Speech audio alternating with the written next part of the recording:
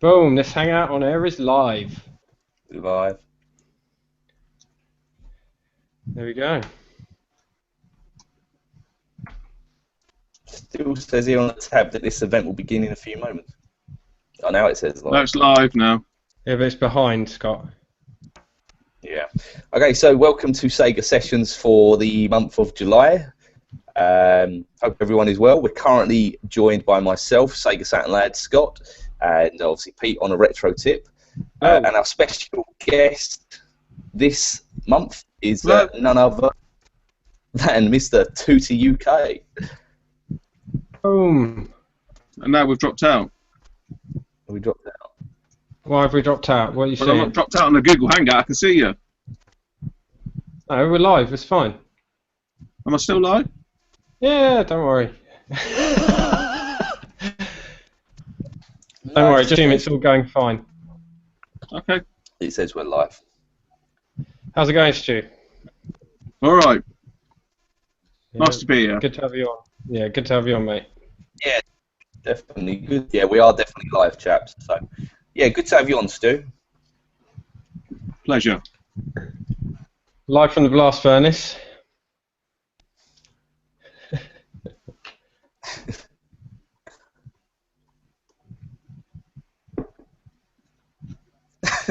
Can you hear us? Hello? Hello? Yeah. Oh, you can hear us. Yeah. Yeah. Right, so where should we start then? Shall we quiz Stu, first of all, I reckon? I think so. Yeah. All right, Stu, where did it all start for you then? In the womb. Where did you... the collecting, the YouTube. Oh, right. We're going right back to the room. Oh, Jesus Christ. Oh. So I've had this conversation with a certain individual already, not long back, a couple of weeks back. So for me, it was more about the arcades. So I've always grew up with the arcades. Always, well, to be honest, always been into the consoles, always into the gaming, but it was all the arcade. So from a YouTube-y collecting aspect, YouTube was the vehicle for me to start collecting, but it wasn't. I didn't go to YouTube to look for collecting. I went to YouTube to look for arcades. And as probably most of us do, you end up drifting towards the American sort of channels and chappers and chappesses and their vast basements full of wonderful arcade machines. And it was, I wouldn't even be able to remember whom I was watching at that point. I didn't really take much notice. I was just, randomly clicking links and, recommended feeds and stuff like that. And then there was one guy who had a basement full of arcade machines, but he also had consoles. He had a console collection of games and stuff. So you started showing them off, and then you get that sort of nostalgia kick. Oh, I remember that. And then before you know it, you're hopping over onto eBay, looking at stuff, and then it's like, oh, Neo Geo AES. God, I remember as a kid, that was like the holy grail, really expensive. And back when I was looking at it on eBay, the games were only about, they're still quite expensive back then, 40 or 50 quid. There or thereabouts, Yeah. probably even a little bit less. And it just snowballs. You just then start remembering and reminiscing, and then you go up into your loft, into your garage, and wherever you've got your very small collection. I mean, I had like a Mega Drive, and I think I had a Super Nintendo. I think I had a NES as well. And I had a Master System with a few games, all loose carts, because you didn't give a shit back then. But you just dug them out, dusted them off, and that's how it. Yeah, and it just basically snowballs. And as anybody who's been on the tubes long enough knows, it's like a spider's web. You start forming mini communities, and what I tended to find is the people that I sort of started a channel at the same time as me, you kind of form a longer-lasting friendship. But yeah, that's not the be-all and end-all. But yeah, you kind of grow and collect at the same rate or at the same time, and like I say, you find your feet. Before you know it, you're ingrained into it, and you can't get out. Yeah. Hey, look out. Hello. Look out, here Enjoy comes it. trouble. Your microphone's off, Russ. Hey! Still muted from when I muted Carl the other day. Sorry about I'm glad to see you wore a vest. that. Sorry I'm late. I am the special guest. Hello and evening. Hello. How is it going? Impromptu special guest, isn't it, as well, Russ? Yeah. I knew it was Tooty. I could tell with that silhouette. What with the axe? You know what? That silhouette isn't actually Tooty. I made that on Photoshop, but it does look just like him, doesn't It it? does look like me. I thought you'd got a Does picture look of him real like somehow him. and you'd sort of blanked it out. No, I just got some random Build it on silhouette that. of. I photoshopped that. It's just a pint glass in a hand. It looks like a hairdryer, an axe. I think it looks like the Holy Grail. Oh, Yeah, nice. from Indiana Jones. Yeah.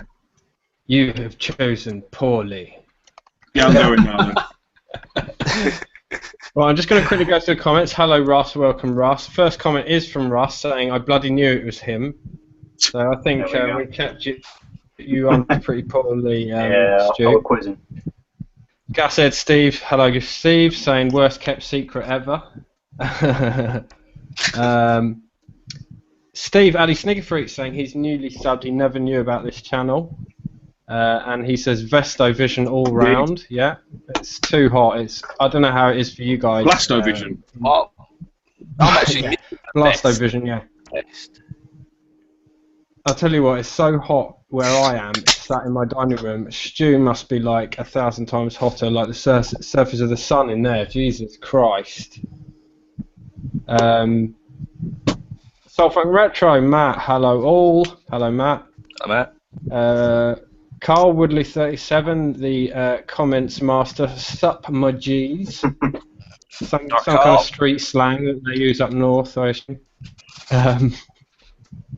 Soulfront Retro saying, scam, he thought it was a YouTube superstar.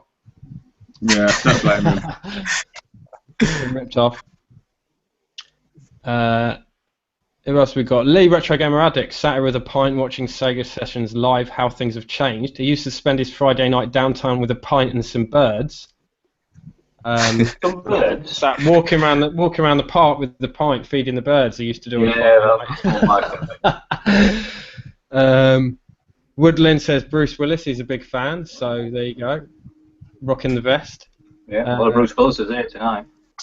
Yeah. Dow's here saying have a good one. He's working, so I think he's going to watch in the morning. Just now. We have a guy who I'm not aware of called Chopper Guy who says he chops things with his hand on his channel.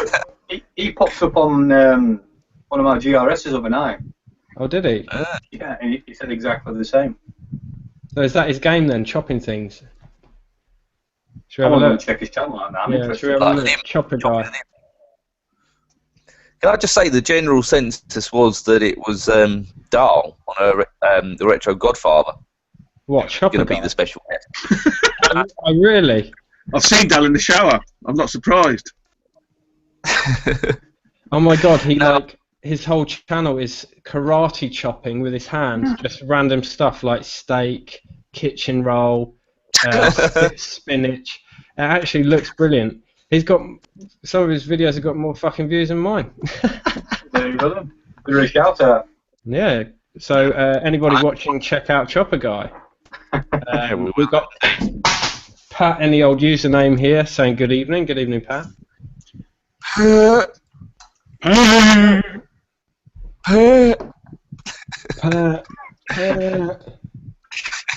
Who's that supposed to be? EastEnders. That's Mike from Mike. What's his name? His Mike real Reed. name? Mike Reed. Yeah, that's it. Hey,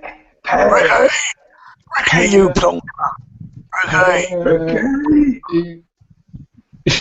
Fucking hell, Russ. He's on, but now he's on the course. Yeah, I'm on cause now, yeah, that's it. Oh yeah. So I'll roll. So yeah, we were just discussing with Stu, you know, how he got into the game. So, Yes. We're not on the game, mate. oh, I got the wrong end of the stick. The game. Yeah. So what I would how I ask got you, into YouTube and collecting. what I would ask Go you to do is, as you said, it started off as like a snowball downhill. Where did it start? The collecting of, you know, obviously the large scale collecting for yourself, really.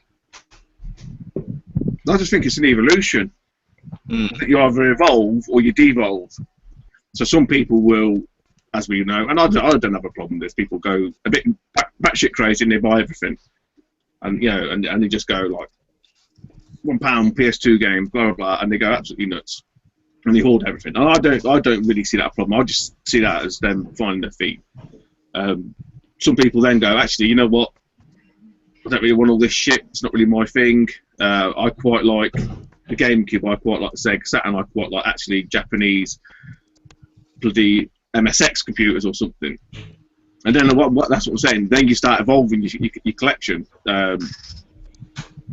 Some people just go Japanese only. You know. I've lost visual on you, Stu. Back in the Google Hangouts, you haven't. I have. I've only seen a black screen for you, mate. I can see you. I can see me waving. Yeah. We got audio. Got audio. Yeah, well, we can hear him okay. I look live. Yeah. Oh, you're on about the stream. In Google Hangouts, I can still see you. It's probably just the Wi-Fi signal, I reckon. It's Not on just Wi-Fi. froze on a picture of you picking your nose.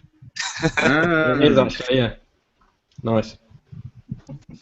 It's just like that.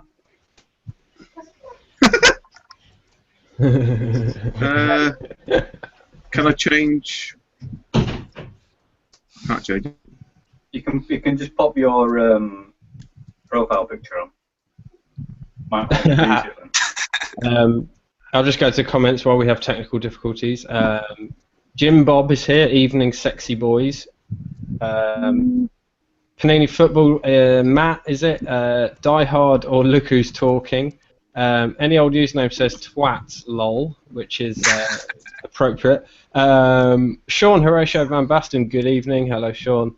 And Jim Bob says, watching us is like watching the YMCA. By which he means thoroughly entertaining. I don't know what else can change, guys. Fair enough. Jim Bob. I've got a question for you, Stu. I think I know the answer already, but I'll give it a shot. No, don't do that drawing. What's your number one tip? Blimey. Hello? There he's back Hey, now. look out. I've just adjusted the bandwidth to low. Getting technical now, Stu. Is that, am I back in the room? Yeah, I think you're all good. I think Russ is locked up, isn't he? Oh, bloody hell. You've taken all Russ's bandwidth. No! It's because up north they all share one router. We've got one pipe. Yeah. Screw up, no. We've lost Russ now. This is We've a lost Russ. tragedy. Oh, I think he's hosted it. I think he's got shit bandwidth. That's who it is. No, mate. Oh, fuck about. Just had to say it. I'm on Virgin Media. I've got about 110 Yeah, meg same. I'm downloads. on Virgin. I'm rinsing it. Yeah, I'm rinsing it. I blame Scott. Yeah. I'm on Sky, You're on Sky. which aren't as good as Virgin, are they? I don't know. Sky suck balls. Yeah, no, they are shit. They are shit. Is Russ? No, Russ is I it. think he's Russ back is now. probably gone and he'll be back. Oh, we might have to get him back. He'll be back. He'll come back. He's just sorting it out probably. So yeah, I mean, like you were saying, Stu. I think when I first started collecting, like properly, like 6 years ago or so, I went mental and I bought up all sorts. Like if I saw something, I'd just buy it all up if I didn't have it, and then kind of come to the realization, actually, probably just after starting YouTube, that I kind of changed my mind. I didn't want to do that, and you start to run out of space, and you think, okay, a lot of this shit can go. You know, a lot of it, I'd never ever, you know, I'd never even think about playing some of it. Yeah. You've got to be a bit selective. No, and you get, and you also get that the other flip side to it is stuff that you never had as a kid that you maybe your mates had, or you see in the Case catalogue or the Little's catalogue, and you just ask for it, you never get it, and now it's affordable, you can have it, it's there, you know. Well, I think Neo Geo is like the height of that, because I think we all looked at it as kids and were like, oh my god, imagine being able to afford that, and it was totally unachievable, untouchable. Not that I've got into doing it, because it is still pretty pricey, isn't it? Oh yeah, I mean, I mean, the cart stuff's ridiculous now. I mean, you're probably better off if you're going to get into that, so you're emulating, or You go MVS, you get the, was it 191 in one cart? Yeah. Or even a Neo Geo CD if you really want the original, the originals. But Even they're quite pricey as well, aren't they? yeah, game. yeah. I mean, I was actually surprised because someone mentioned to me about the Neo Geo CDs there and said, "Oh, get one, not too bad." I thought I might have a look at that, and when I looked at it, they're still 200 quid. I'm thinking, maybe about 50, 60, 70 quid, but Can you get Blazing Star on Neo Geo CD? I don't think so. You get Polestar, can't you? I think I'm not sure. I'm not sure on the CD. The CD's a weird one. And obviously, you've got. I think the first one's only 1 speed, and I think the CD's had twin speed. Yeah. And there's certain games that perform better, given the load times than others. Yeah, you want to ask Tim, bad fuck up. He's got quite good knowledge on the Neo Geo CD, I think. But yeah, some of them are really pricey still. I mean, not in comparison, but. Do they play CDRs then, straight out of the box? I think they do. Yeah, that generation, it was never even considered, was it? Mega CD. Yeah, CD burners back then were ridiculous prices. I was going to be able to afford that. What do you guys know about this action replay flashing for Sega Saturn? Well, I've just got one actually. I haven't shown it yet, but. What's it called? It's called pseudo flash. So they just flash the action replay carts and then it plays back up. So guy on Galaxy Sega Stu did me well. He sent me a backup of what's that one that everyone bangs on about? Radiant Silvergun. Yeah. You know. How easy is it to do them, Pete? What to actually? Flash the cart? I've no idea. I think it's just a firmware flash, Russ. Is it? Yeah. I think you have to initially you get like the ISO for the obviously you need a cartridge, a 4-in-1 cartridge. I've got one of them actually. And from what I've understood, very basic, high level. You do the swap trick. You have your sort of image on the CDR, so you swap it over. You then flash the action replay cart with the new firmware. That then gives you the ability then to obviously boot CDRs. I think that's about it, really, in a nutshell. Yeah, I mean, I'm more of a. If I can pay someone to do it, I'll just do that sort of person. Yeah, I mean, obviously you run the risk if you completely fuck it up. You just nuke your AR. Yeah, you're gonna brick it, aren't you, if you fuck it up? So. Well, I've got a spare action replay, so. Yeah, but it's only a 3-in-1 and 4-in-1 that you can do it with. So. Yeah, I think so. Yeah, dig it out my drawer. Yeah, if you can just send it to Stu and he'll do it for you. Here we go, Action Replay Plus. Yeah, that's it. the one. That's the one. 3-in-1. Yeah, that's the one I've got. The one. 3-in-1. Yeah, that's it. So that'll work, will it? It will. I've actually got a mod chip in the Saturn in the garage somewhere. Strangely enough, I've actually got one in one here. That's it. I got this from Beeps. I bought it from Beeps. Oh yeah. I've just never got got round to fitting it. Which I can't remember. Rush, you might remember. It's either the Mark 1 or the Mark 2 that I only work with. I can't remember now. Or the mod chip. Yeah, there's only certain model it'll work with. Yeah, mine's a Mark 1 Japanese. Good, excuse me, 2 seconds. Yeah, I know. Tim sent me. Bad fuck up. He sent me Radiant Silvergun CDR. And that won't work. Obviously, it won't modded. So. Should we just go to the comments, guys, while Pete's away? Was he going to the toilet? I don't know. He's disappeared somewhere. I can just see his. Yeah, there we go. Right. So first of all, we've got this Jim Bob character. So he asked, "Can I join your gangbang?" Hey, has he got a vest? Yeah, vests only, mate. More than welcome. It's a sausage vest here.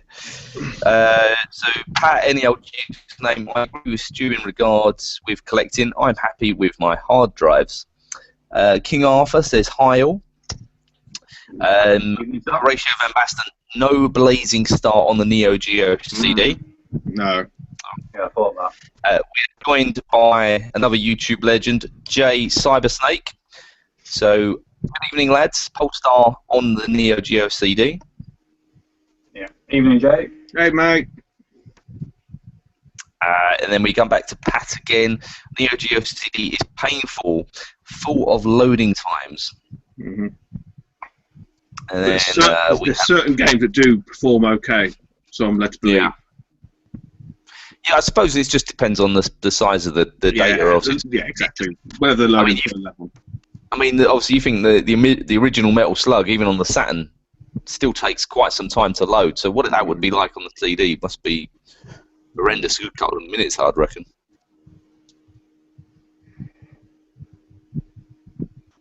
Yeah, you can't beat the 161-in-1 cart for the MVS. It's got to be the way to go, I think. Yeah, just to play on the natural hardware, it's got to be something, ain't it? Really. Definitely. So just going to finish off the comments as well, just bring them up to date. So we have Soulfunk Retro, some Matt, Stu. Is there any one particular item you'd love but have so far eluded you? No, I've got that. Probably got more difficult. No, I was going to say Super Lester. I've got that. Sorry, Matt. Sorry. I don't know.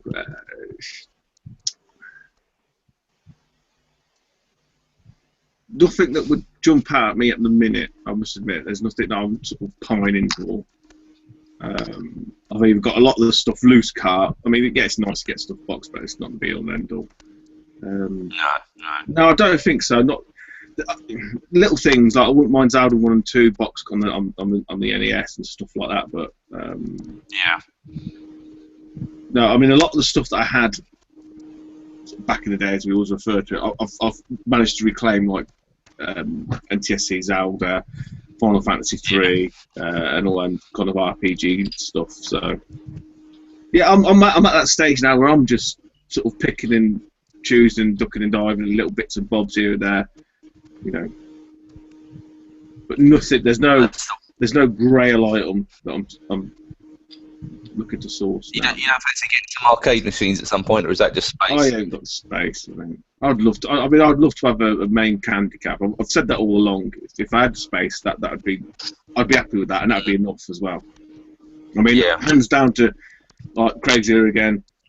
I know Pat's got a handicap. Mark Hornsborough, Retro Dave. I mean, the fact that he's got two dedicated ones now. What, 3 now? 3 now, isn't it? Yeah, he's got 3. Wow. What is it? Oh, yes, he's got SCI, hasn't he? Yeah. You know. I mean, Operation Wolf and Popeye, ain't it? And I've heard some of the horror stories he's had with a few of them, and it's just, I couldn't be doing with that. Yeah, it's a big commitment, isn't it? Yeah. You've got to be really into it. Yeah, I could see the appeal of getting a MAME arcade machine, but I think what Peter's got, the little bar tops, is probably the best sort of compromise, really. Yeah. It's just showing the cost of them, really.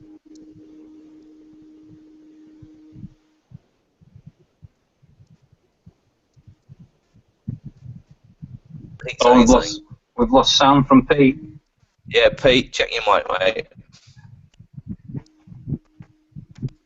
Just finishing up the comments though. So, obviously we were at Matt before. So obviously Addy Seekfeek says IIJ. So obviously in reference to Snake. Panini Football GFC. Fail on Fantastic Dizzy on the Mega Drive. Get nowhere. Laugh out loud. Okay. So Addy Seekfeek. What is Stu's rarest PS1 game? Oh Jesus.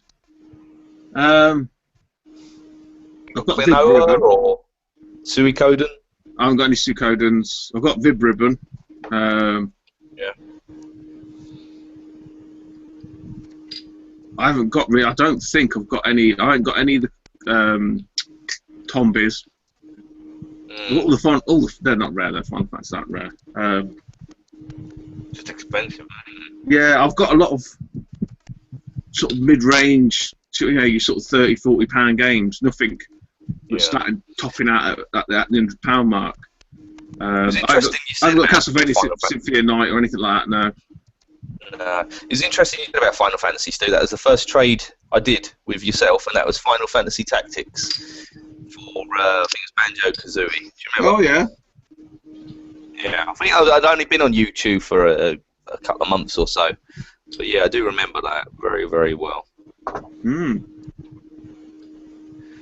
So, Gashead wants to know as well, have you ever come close to a punch-up at the booter? No, but a few people I've seen have. Really?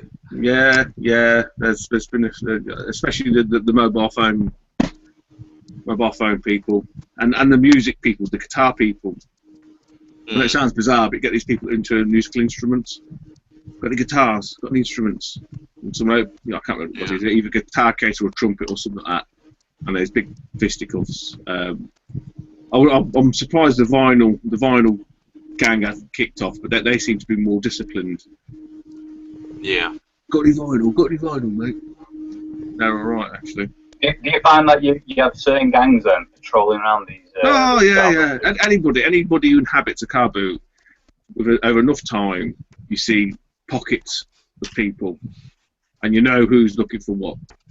There's no doubt about it. You know, that's the nature of the beast. Yeah. But to be honest, I even have, there's a guy who I think he's a DJ actually. I'm sure he's a DJ. I just say good morning to him, and this, that, and the other. And if ever I see someone, if I've asked them for video games or whatever, and they're emptying the boot, and I could see a box of vinyl, I'll go and tell him, say, look, car over there's got vinyl in it, and they'll do the same for me with video games. It's always nice to scratch your back. Yeah. Yeah, it's always nice to be nice. What time do you get up, Stu? Sorry? What time do you get up in the morning for these boats? 4 o'clock. Jesus. That's commitment to the cause, isn't it? Yeah, gotta be. Got to be in it to win it. Is that your biggest tip then? Get up early and be there early and get up bargains. Well, the thing is, though, Russ, I'm not one of these that lay in this pit anyway. Even tomorrow, I'll be up at 6:30. Even on Saturday, I don't line the pit. So, especially in the summer, I think it's quite nice. Yeah, it's quite. Have you considered going around a boot sale with, similar to Rich King Retro, getting with a GoPro, trying to get some footage? You always have these elaborate stories and. Yeah, I know. Well, there is that, but there's other people that do it better, and it'd just be, why imitate when someone's doing it a lot better. Yeah. I mean, there probably is a side to it. People might think I'm full of shit. That's fine. I don't. It doesn't matter. I know what I know. And if anyone wanted to verify anything I've said a lot of the time, especially this year, James Musabi's been to the same boot as me, so you can always go and quiz him and say, "Look, this Tooty full of shit," and he'll tell you otherwise. Yeah. There's no point making it up. Right, 2 ticks. I've got to go and just get another drink. So I'll be back in a minute. Right, mate. Have we got Pete? Pete's got no sound. Pete's up with your mic.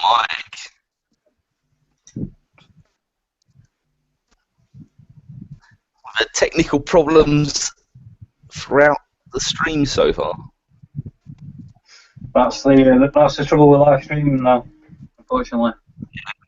It is, mate. It is. Yeah.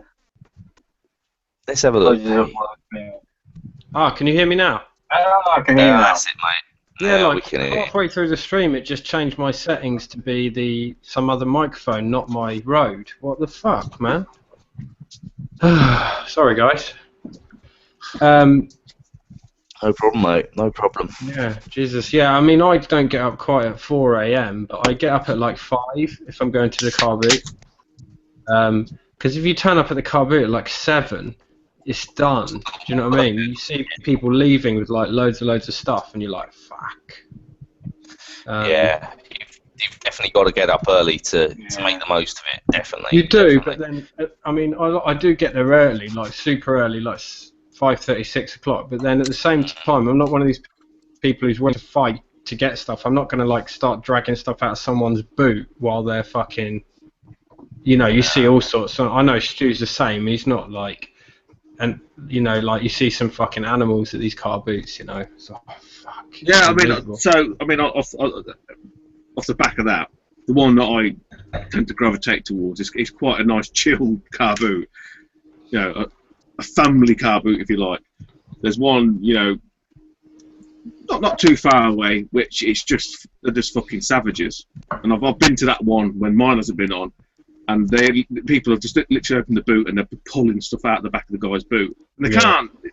It's just like people can obviously mix stuff, but it's just the guy hasn't even got a chance to even, you know, put a price on it. He doesn't know who's got what, and it's just brutal. I mean, look, I'll be honest. People turn up, get out of the car, start unpacking, like set the table up, and I just sort of say, "Morning. You don't happen to have any video games or computer games." If they're not interested, they say, "Come back later." I say, "Fine, no problem." They might go, "Oh yeah, I've got something for you," or whatever. That's it. You know, I don't jump in boots. I don't climb through windows or anything daft like that. But yeah, I have seen it. Like I say, them that go to the car boots early enough, I've probably witnessed some horrific sights. Mm-hmm. Yeah, I'm the same. I'll ask them, "You got any games?" And I'm not gonna fucking. Exactly. Yeah. What's crack with these midweek car boots? I don't know. I've not seen around my end. I don't. Really? No, I've never seen one. Yeah, I see stuff on Facebook all the time, like I've just been to the car boot on a Wednesday or a Tuesday. What? I know you can sometimes get like a consistent midweek car boot, but it tends to be obviously really small in scale, doesn't it? Yeah. Well, they're like traders then. I don't know. I just see stuff on Facebook on these Facebook. They've got to be traded people, haven't they? Yeah. I mean, I associate a car boot with a Sunday morning. For me. Yeah. There is a local one around here on a Saturday, but it's Saturdays I don't get either. I don't get Saturday ones. No. No, I don't See, understand. the big one near me that's huge. It's just up the road. Is Saturday morning. Yeah, and then you get some like that start at 12 noon. Different end of the scale, isn't it? Yeah, that's decent. Yeah, we have one called Lazy Bones and don't start to 11. Excellent. So that's probably one of Retro Chef's songs. Oh yeah. Yeah, he's the Essex car booter, so I don't really bother. Yeah, I don't think I've been to one this year. I went to a few last year, but yeah, I haven't been this year or last year. I just don't think I've got the touch. I always seem to miss out. I always seem to walk to the stall and then there'll be a big bunch of games that someone's just bought. So, You can do really. Aren't you? Yeah, you can either do really well or really shit. Yeah, I normally do pretty well. Like the year before last, I got loads of stuff, and it's just laziness or being busy. Really, I just got so much going on at the moment. But I should get up there in the next few weeks, hopefully. I need to get to one. I do miss it. Thing is, everyone's at it, and that's anybody who says, "Oh, I'm great at car boots," you're not. You're just lucky. Yeah, exactly. Yeah. There's no fucking skill in it. There's no like technique or anything. If you can probably ask people if they don't want to fucking say this stuff or get the stuff out of the car, they're not going to bother. And and some people will lie to you just to get rid of you as well. That's it.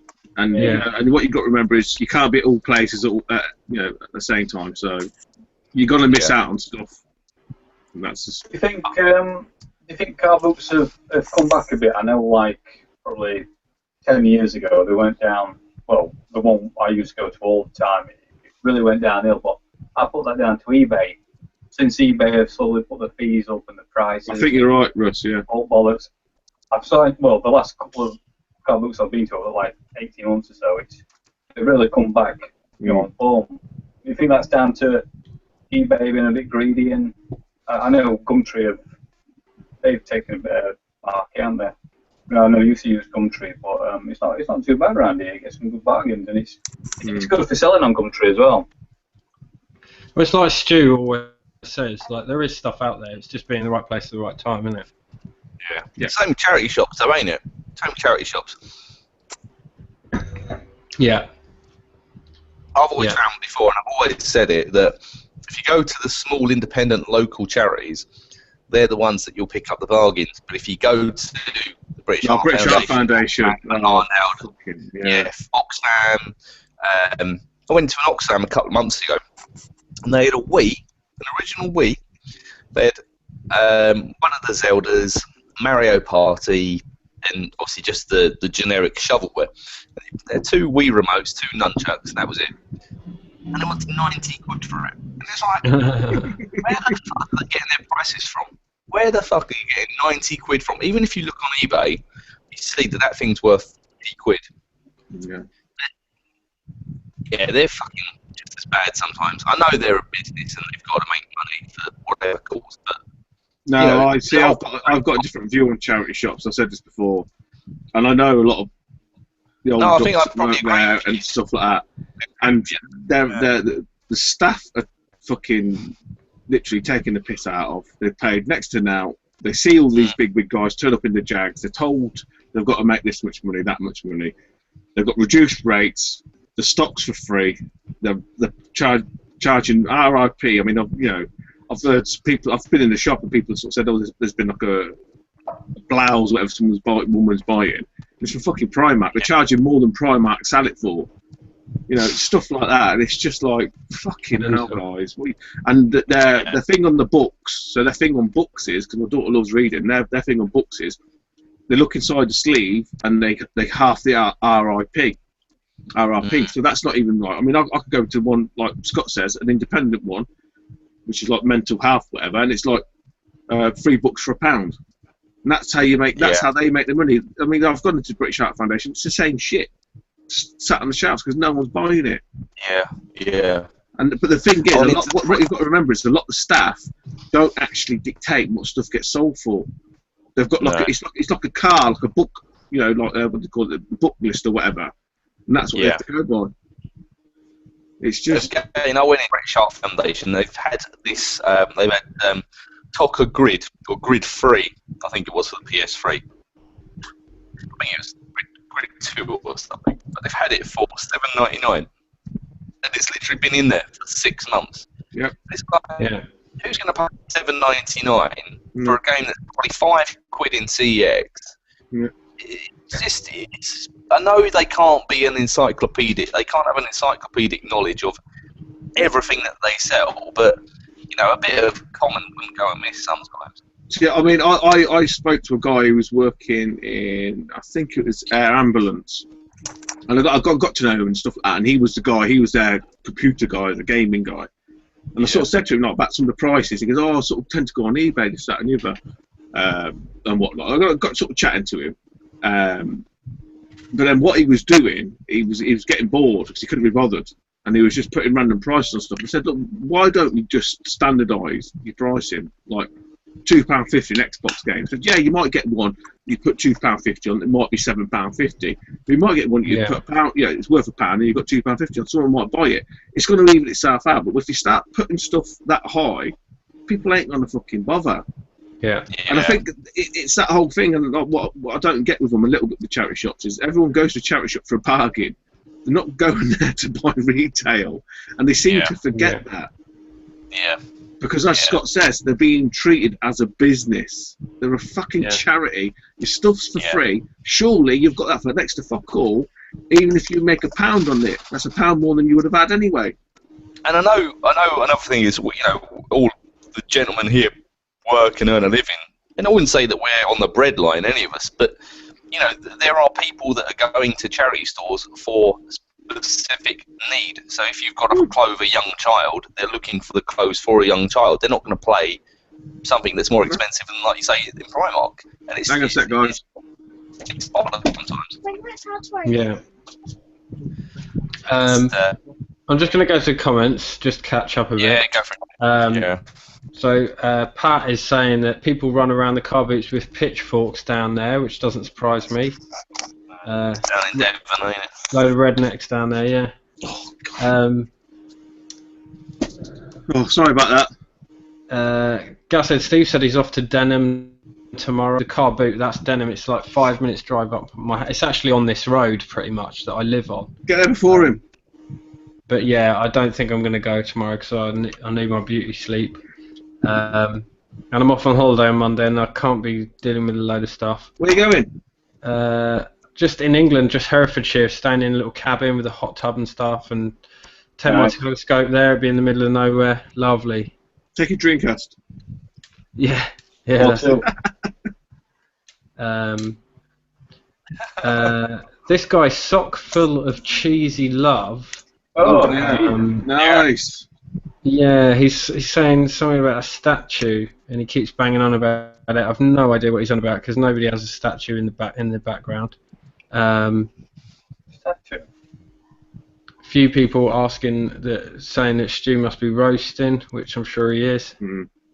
Yeah, bloody hell. Having experienced it, guys, it's no joke. That shit could kill you. The heat. Yeah, it's fucking hot in there. It's like it's unreal. Well, I mean, it was not even hot outside. It was like cool outside, and in there it was fucked. It was like dripping. Jesus Christ, man. Put a bit of colour on you though, Pete. Yeah, that's it. Yeah. Not enough to get away with wearing a basketball top, but a little bit, yeah. Yeah, kind of moving on from car boots and charity shops. I wanted to talk about people's opinions of reselling and lizards and stuff. And people seem to be very some people seem to be against it. But like I was saying to Stu a few weeks ago, that who are these people that have unlimited cash and can afford to buy whatever they want and not do a bit of willing and dealing? I just don't get it. And for me, it's just part of the hobby. In fact, last few weeks, I've actually done some really good bits of wheeling and dealing and got some really nice bits cheap, which I won't say what they are because I've still got to do a pickups video. But one of them is I've been after a PS Vita for ages, and they're still going for 80 quid or whatever boxed, and I only really wanted to spend 50 quid, and I got this massive bundle of Vita and Dreamcast stuff, and I kind of flipped most of it, and I got to keep a boxed Vita and a copy of Uncharted for £6.40. Otherwise, it's not like it's either do that or I go out and spend 80 quid on one. I just wouldn't have one. That's why I've waited years to get one, because I didn't want to spend silly money on it. So I mean, I don't see the harm in it. No. I mean, for example, closer to home, I've won a couple of raffles on Sega Galaxy. Yeah. I've shifted the stuff on that I don't need, and that's funded stuff that I did want. There was no interest in keeping stuff that don't interest me. So why do you keep it? And at the end of the day, if it's not me, it will only be some other bugger. So who's going to be righteous, know it all, and then say, right, I'm going to now shit I ever get. You just become a hoarder then, don't you? I think it's the stigma that gets attached. I think more so when other people have been collecting or looking to collect, and they see people that are buying stuff that they've got no interest. They haven't got the collection. They're not, and I know it's a moralistic opinion on things, but like you've just said, Scott, Pete's just said, look, I'm doing this just to build a collection. I'm not doing it to make money. Yeah. I'm doing just to offset stuff, so I've got stomach for nothing essentially, and it's adding it. It's the way you build a collection. It has to be the way you build a collection. Other than, as Pete says, you got more money than sense, and you just sit there clicking on eBay and buying stuff. More power to you. If you can do that fucking hell, man, you know, great. But I think where the sort of stigma sticks with it is when you sort of see people, or you know of people that are just buying stuff and just flipping it out. They've got no interest in it. It'd be like me buying car parts. I don't even drive a car, but I know that a Ford Angular engine's worth 500 quid, and I bought it for 200 quid. I'm just going to go and sell it. You know. Yeah. Someone who's restoring old cars will probably get really pissed off with me if I'm going and doing that. And I get that as a collector of anything. It could be stamps. You know, you might have a sort of side on stamps or whatever it might be, and you're going to get people who are going to get really pissed off. Vinyl guys do it. I see the vinyl people buying vinyl. Same sort of thing. You know, if I wanted to, I could probably school myself to a certain degree in buying vinyl. They'd get really pissed off because they'd be like, dude, I know you don't fucking collect vinyl. What are you doing it for? So yeah, I can sort of get it. I understand it a little bit, but I think if to justify it morally to myself, and probably like Pete and Scott and everyone else, and Big E and Ewok, for me, it's going back into collection. You know, yeah. I don't need to do this to pay the bills or anything. I could quite easily. I mean, I'll tell you, Ian is the biggest sort of reseller than yourself, Stu. But you know, he's managed to fund a big collection through wheeling and dealing. I don't see any harm in that. If you don't do it, there's only going to be someone else that will step into your shoes, really. Correct. Yeah. Correct.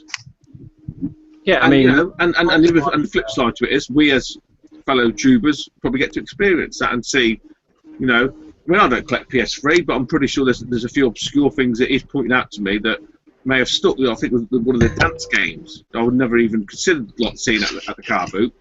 Like Dance 2015 or something, Dance Revolution 2015, just, you know, really rare game, you know, and it's that sort of thing going sort of sideways a little bit with pickup videos. That's why I love them, because it gives me an insight into other avenues and other collections that I would never really consider.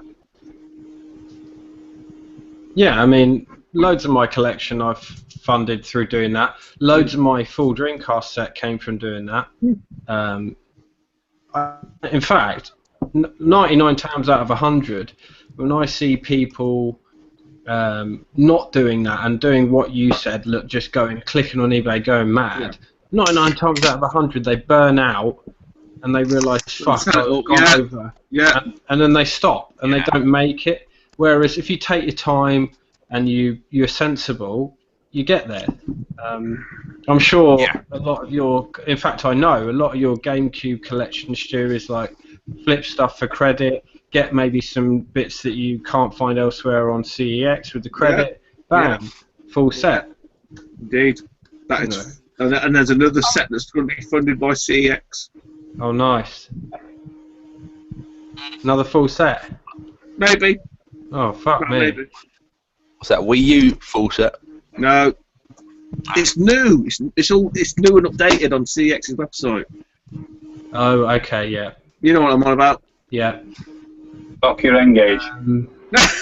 Yeah. Gizmondo. That's it, yeah. Oh, I don't know what they call the original Xbox, isn't it? They're doing no, I know what it is. They're doing Dreamcast next, though, I heard. Well, I don't see why they don't do Dreamcast anyway. It's the same generation as the Xbox Cube and PS2, ain't it? So. Yeah, fuck knows. But yeah, they just started doing N64. So. Oh, yeah, so is that going to be cart only set? Cart only. Yeah, I'm happy with cart only. Yeah, good. That's what I'm happy with that on Nintendo. Do you want a sneak peek? Yeah, go on. So their prices are quite high, though, Stu. I found that their prices are quite high. Well, yeah, if you're buying it, Scott. So if you're paying cold, hard cash. Yeah. If you bought stuff at the booter that's cost you a tenner, and that tenner gets you 60 quid, it's not expensive, is it? You know, that's the way you look at it. I would say as well, in regards to, I don't even think I think the trick is really you just got to be patient. I mean, you can go on eBay look at him. Conker's Bad Fur Day. That's it. Yeah. Has he got that, has he?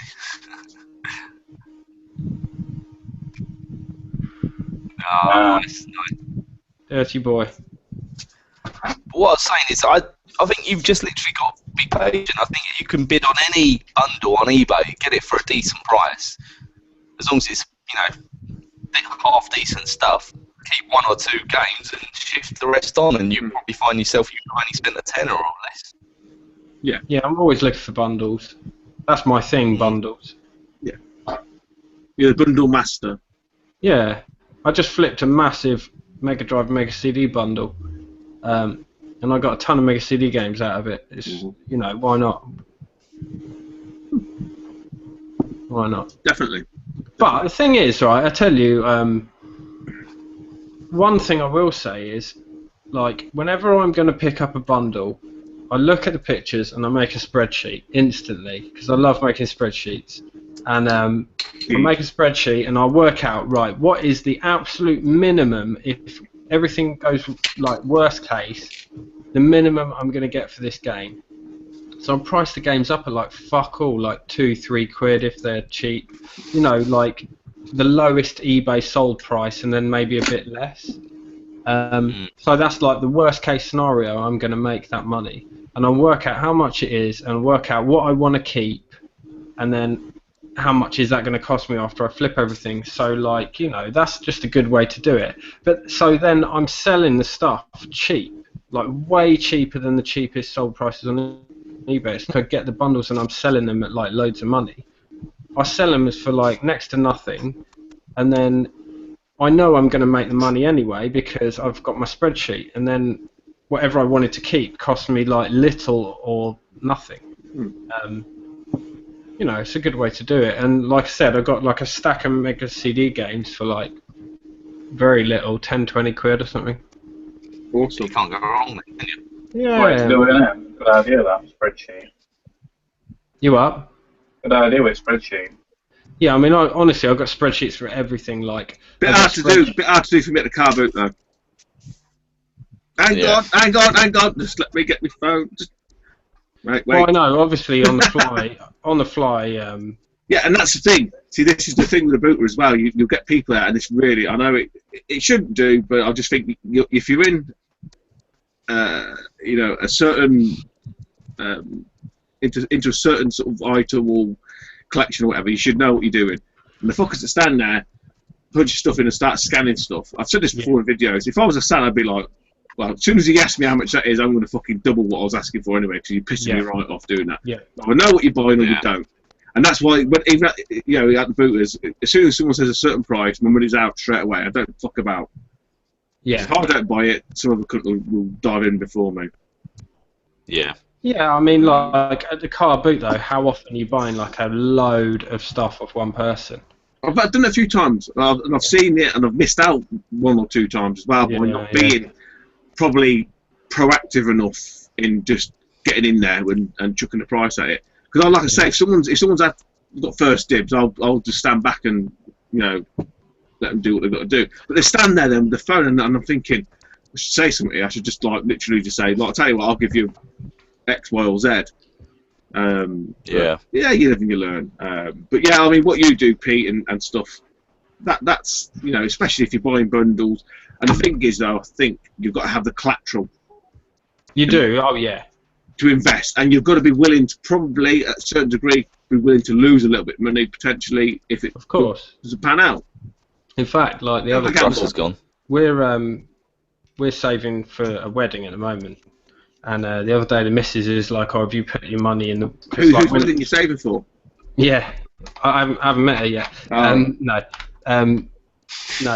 Like when you said a wedding. We're saving for a wedding.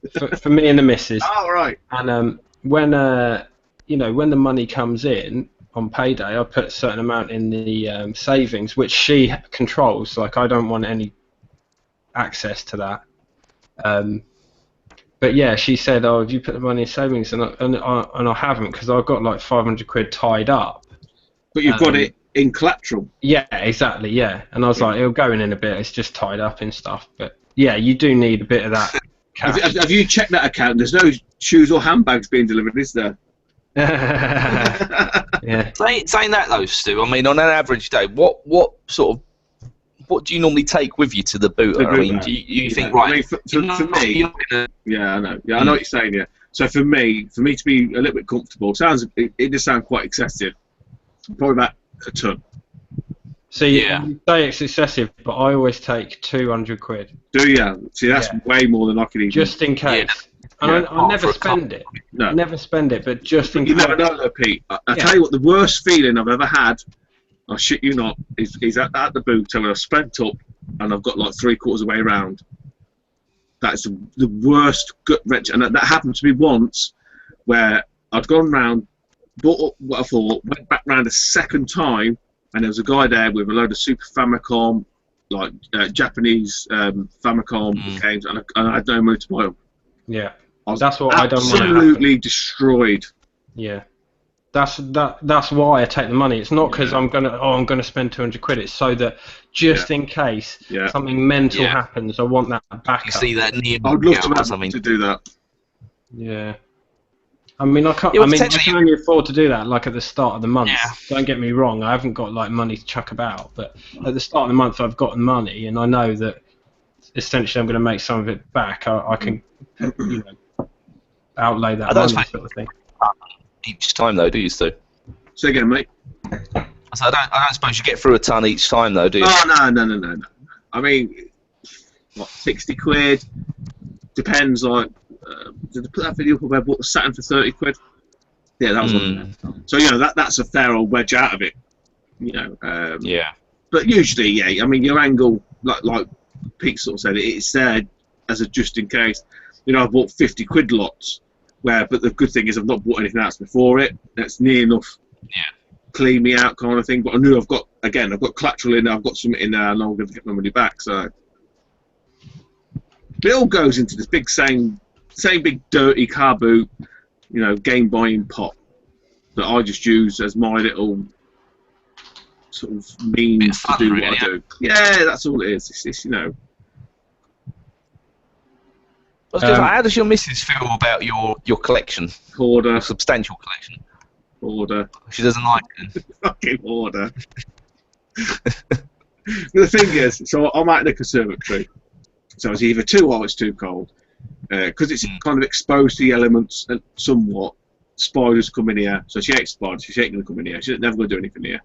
Under the stairs, which I've done a video about before, we've got that's all the box stuff system. She won't go underneath there because it's got spiders in it. Yeah. And then I've got in the garage, again, exposed to the elements, she won't go in there because of spiders. So it doesn't intrude in the living space too much at the minute, although there is stuff kind of encroaching to the downstairs toilet, admittedly.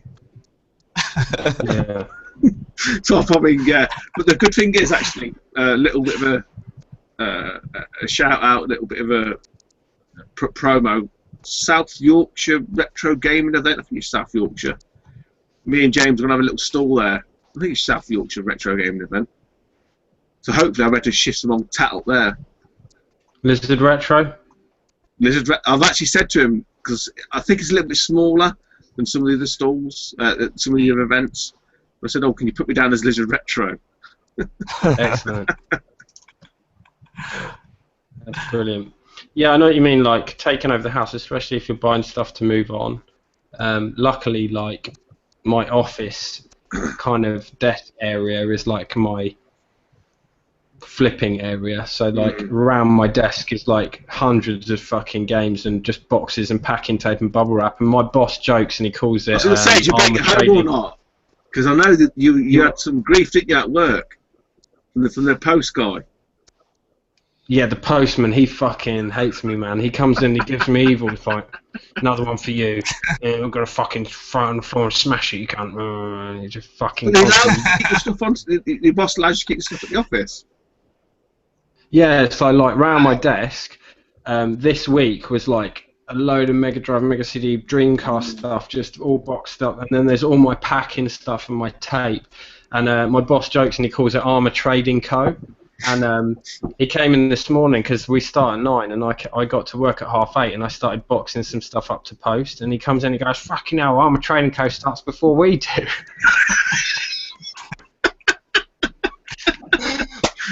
He's gonna start charging you rent. He's funny as fuck, mate. My boss is hilarious. He doesn't care. You're lucky then. Yeah, he doesn't care. my work's like super laid back, Cool. like crazy laid back. So it's all good. But it's handy to have. Like I said, it doesn't encroach on the house. I do all that at work, and then anything that's then ready that I want to put in the collection, it then comes home.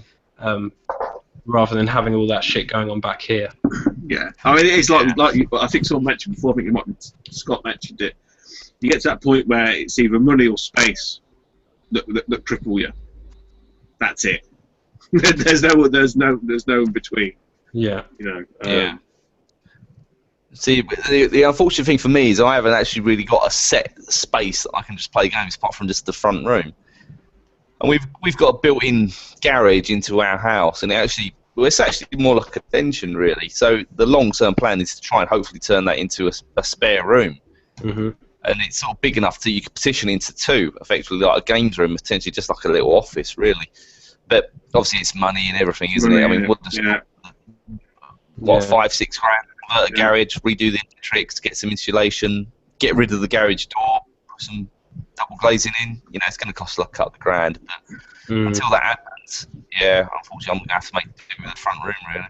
You got to do a bit of insider trading, Scott. That's what we're going to start getting involved in, mate. Yeah.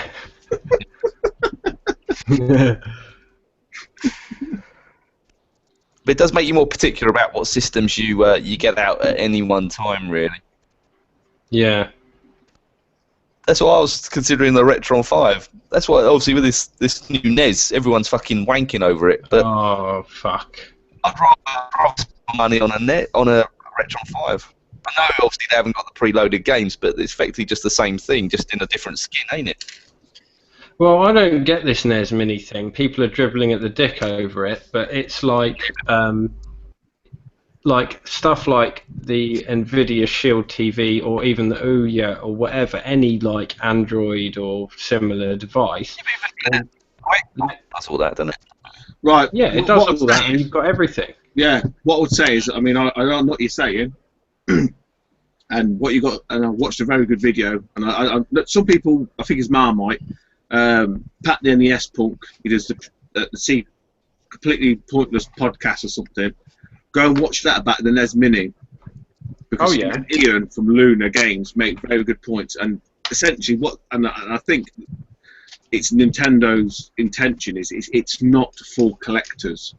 It's for your auntie, your uncle who remembers it at Christmas. They're going to go, shit, I remember that game, and for I think they're selling it for $60, which is like Sega or whatever.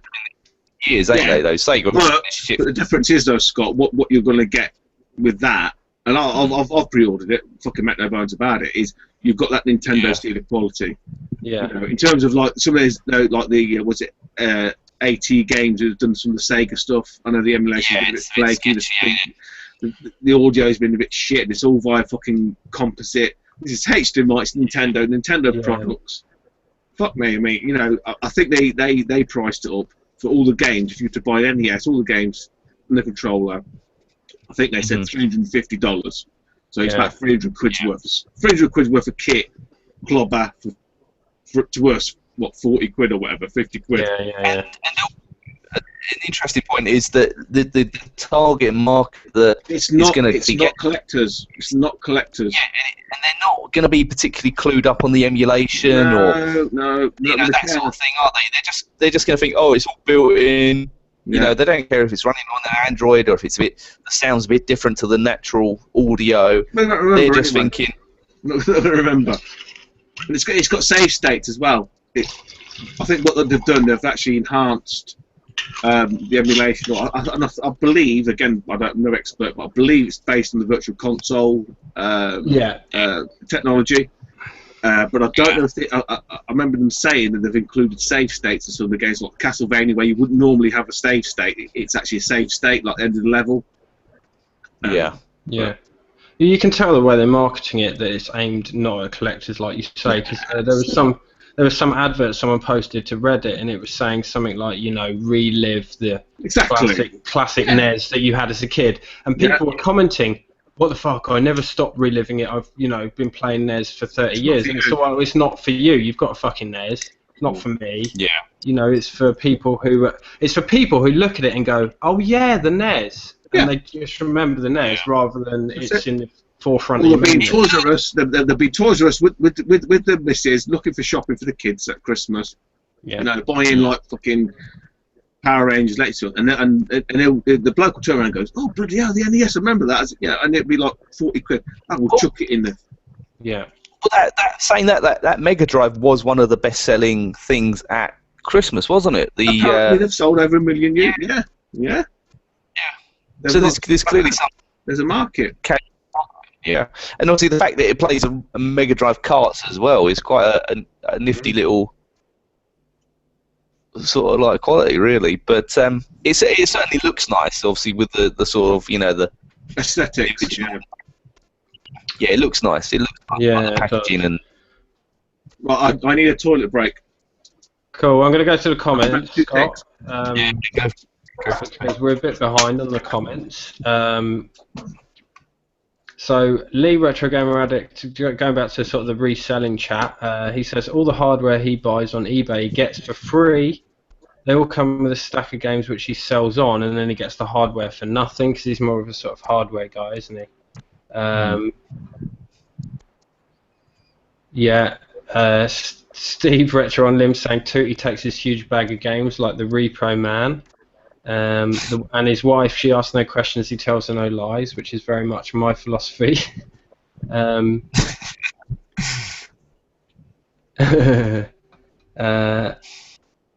Smooth MJ Malk is here. Hello, he says. Hello, Malk. Raxel saying fucking Royal Mail bad as CEX. Well, as it happens, I send everything via my Hermes because it's cheaper. And I like having it all online, so I've got my account and it's got all my parcels that I've ever sent, all tracked, and I can like manage it. And when you're sending out like a shit ton of parcels, it just makes sense to have it tracked. And I know people bemoan using my Hermes, but any time they fucked up with me, which for the record is like twice ever, they just gave me my money back. Do you know what I mean? Like they gave me the money. I would say as well, Pete. I'll give you a little story, Pete. Our next door neighbour works for my Hermes, and she's a fucking cunt. She's a fucking cunt. Pardon my French, but she is. We're having quite a few issues with her, and she's basically when you sent that package to us, she put on the I don't know, they do whatever, saying it's been signed for or it's been left with a neighbour. Yeah. My missus was in at the time, and she said, well, the doorbell didn't go. Well, the doorbell went, but by the time she got downstairs, there was nothing there. And she said the package was sitting outside. And I checked online, and it said package has been received, signed for by receiver. And I thought, you fucking cheeky fucking cunt. Yeah. Because obviously she works for my Hermes, we're having issues with her. She basically lied, and I thought, well, I'm going to fucking grass her up or do whatever. In the end, I just thought, fuck it, I can't be asked. But yeah, they're not a bad little company, but yeah, apart from her, yeah, I mean, I did have one little quibble with them once where they delivered something, but the box was damaged, and I had to have a proper go at them to say, this is sort of quite a while back, and I said, just go online. I said to the woman on the phone, just go online and look at my account, because they can see how many parcels you send. And I said, you've got two options. You can give me my money and I'll continue to use the service, or you don't and I'll never use the service again. And they gave me my money straight away. Because they probably looked at my account and were like, fuck, he's sending loads. It's not worth it. Just give him his money. But then I had another one where the parcel just didn't turn up and they just gave me my money straight off, They're fine, and they're cheap as fuck anyway, man. You can send up to a kilogram for like £2.75. It's a no-brainer. And any size box, you can send a fucking huge box like this, mate. It's fucking ridiculous. But anyway, moving on. Steve Retro on Limb says his nan loves a bit of Punch Out. I heard she likes NES games as well.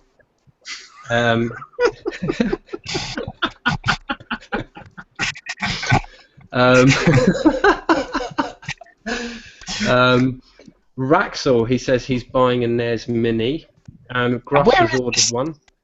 Where has he gone? Russ. Oh, sorry. I was going to say he messaged me saying his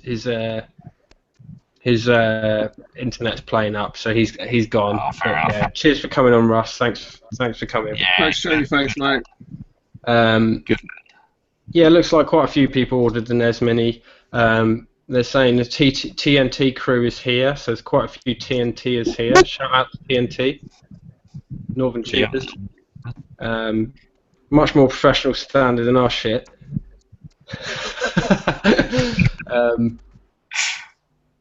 It's the NES for Jeremy Beadle, says Steve Retro, and then well, it's the NES for half of Jeremy Beadle, isn't it? He's only got one hand, hasn't he? No, he's got one like club hand. Yeah, a little hand. mini hand. It's like that joke, isn't it? On the one hand, Jeremy Beadle's penis is massive, but on the other, his hand never evolved, did it? It was always it's like aesthetically it was the Scary same movie. scale as a baby's hand, wasn't it? yeah, it's like a tiny little hand. Yeah, that didn't develop or whatever.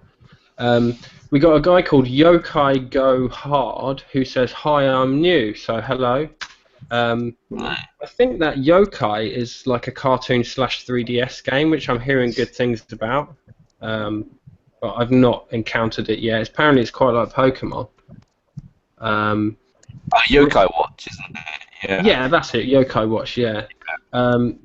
Raxel says, "Oh, nice, Pete." So I'm not quite sure what he's referring to there. Scott Brand. Hello, Scott Brand. It's here from Galaxy Sega. He says Hermes is fine if you make the package kick-proof and drop-proof, which I do, and he's right there. You've got to make it bomb-proof. Craig's here again. Is here.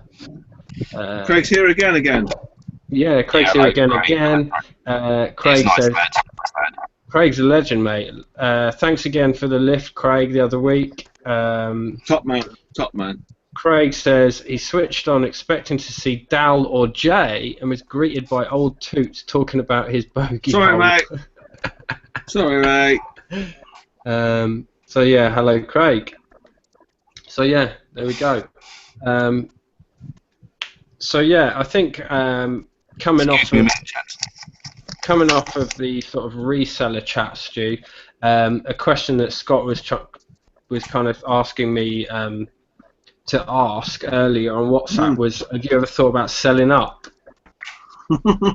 Yeah. Me, no. The wife, yes. Oh yeah. Do you get a lot of chat? No, not well. There's a point where I think we were renewing the house insurance, and I don't know if you guys out there have been through this or not. Yeah. I know that Retro Dave has got a different view on this, which is sort of saying, oh, in terms of like valuation of stuff that we've got, what would you think, in terms of your games? And I can't remember what we got up to. I think it's about 15 grand. And I didn't say anything. I just kept like shaking my head or nodding as she was incrementing it upwards. I could just see her eyes getting wider and wider. Yeah. But, it's kind of like I get the same. But the thing is, I don't really know what it's worth. Again, like I say, Retro Dave has got a little bit of a different take on it, and he's very conscientious about what he's got, what he's spent, how much it's worth. He's got a spreadsheet, and he's got an independent insurance firm that secures all his games and stuff, which is great. But obviously, you're paying a premium for that. It's. Yeah, I mean, when we got the house insurance, I just put it on as 10 grand, and obviously the missus is like, hang on, we're saving for a wedding. We can just fucking sell all that and get married. It's like, well, no, because we'll have to get divorced like after the next day. Do you know what I mean? But for me to sell stuff, as in, would you sell it all? Again, I think me and you have spoken before in the past. As in the past.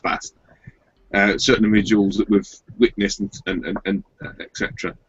I think some people just do it as a, I don't know, not even as a hobby, but as an end game. And then when they get there, they go, I want to sell it all now. And then they start again, or they do something. That bit I don't really get, because I think that's that's doing it as a means to invest and generate income. That's not really collecting for me. Well, do you know what I think some of it is, which I've noticed recently, because some people on Facebook do it, and you've seen them, Yeah. and they go for a full set, and they get the full set, and they're like, everyone's praising them, and then it's kind of that's in the like... life then. Yeah. Yeah. And then they sell it because they want to start again. Yeah, so they can there's post... nothing else for them to do, yeah. Exactly. And then they post up, oh, starting again, and everyone's like, oh, I'll suck your cock, blah, blah, blah, blah, blah, and they love it, do you know what I mean? If you're a collector, you wouldn't fucking let it go. Exactly, they're fucking, what we call, on the Galaxy, we call them plastic collectors. Yeah, all their what's the other one? The pay-as-you-go, not the pay-as-you-go, the lend-a-month loan, whatever you call them. Payday loans, yeah. Payday loans, that's it. Yeah. And they just basically build up, and they go, shit, I haven't paid the mortgage this month. I've got to sell this stuff that I've just fucking bought. I don't know if it's just bragging rights or look how big my cock is or whatever. But it's just like, and that's why there's a certain group that I just left because that's all it was full of. And I was just like, you know what? It's not even a collector's anymore. It's not even about collecting. It's about bullshit car boot finds. How much is this worth? What, you haven't even bought it, and they're selling it before they even got the fucking item. They're showing the same picture that they just showed, asking you for a valuation. The valuations piss me off. How much is this worth? How much you want to fucking pay for it? I don't know. Yeah. Well, don't fucking buy it then. If you don't know what you're buying, why are you buying it for? Just, I think it's a lot of time it's youngsters as well, ain't it? They ain't got, they fucking want to try and get into it, but they haven't got a clue what they're sort of dealing with. Like you say, just looking into it for a quick buck, really. Well, just I say the whole valuation thing. I'm looking for a valuation. Go on fucking eBay, click sold listings, do a bit of research. If you don't know what you're doing, you shouldn't even be on X, Y, or Z group. What you even, you know, you were saying about that earlier, like people who don't know what they're doing, and you know, if I go to a car boot and I'm buying that stuff, I know what's worth what. And back when eBay first started, years ago, when like the car boots used to be good, when eBay first started in the early 2000s, I used to buy and sell like toys, action figures, because I knew what stuff was worth. But I went into a charity shop the other day in High Wycombe, and I'm looking at the games, and there's this fucking prick, and he's like crouched down like this with his phone, and he's Googling every single game, see if anything's worth money, and I'm just thinking, I can look at it now and tell you what's worth money. Get the fuck out of the way. Get the fuck out of the way and fuck off. Do you know what I mean? It pissed me right off. Yeah. But saying that, it's like I think obviously, Pete, you're aware there is a clear definition between Galaxy Sega and the other Sega group, where I've found that on the other Sega group, it's almost it's expected. I look cool in front of my retro collection. I don't know shit about. It's like, well, Sega does seem to be more for the genuine collectors that are out there, whereas the alternative Sega group is very much, I've got X, Y, Z shit. I would probably extend out beyond the Sega groups, Scott. I mean, the group that Stu's referring to isn't particularly necessarily Sega group, but they're the worst. It is. It's just. Look, there's probably lovely guys on there, lovely guys and girls on there, etc. But it ain't for me. It's not my bag. Me neither. It's just a big dick contest, isn't it? Exactly, pissing contest, and I can't be doing with it. And or a small dick contest. And it's all backdooring, as much as sort of say we don't backdoor, fuck off. And I can't be doing with it all. Ignorance is bliss. In fact, the Sega group that Scott's referring to, which I'm not going to mention, one of the guys who runs it, who gives it all the big one, like he knows everything about Sega, right? And fucking clue. Yeah, it's got a fucking clue.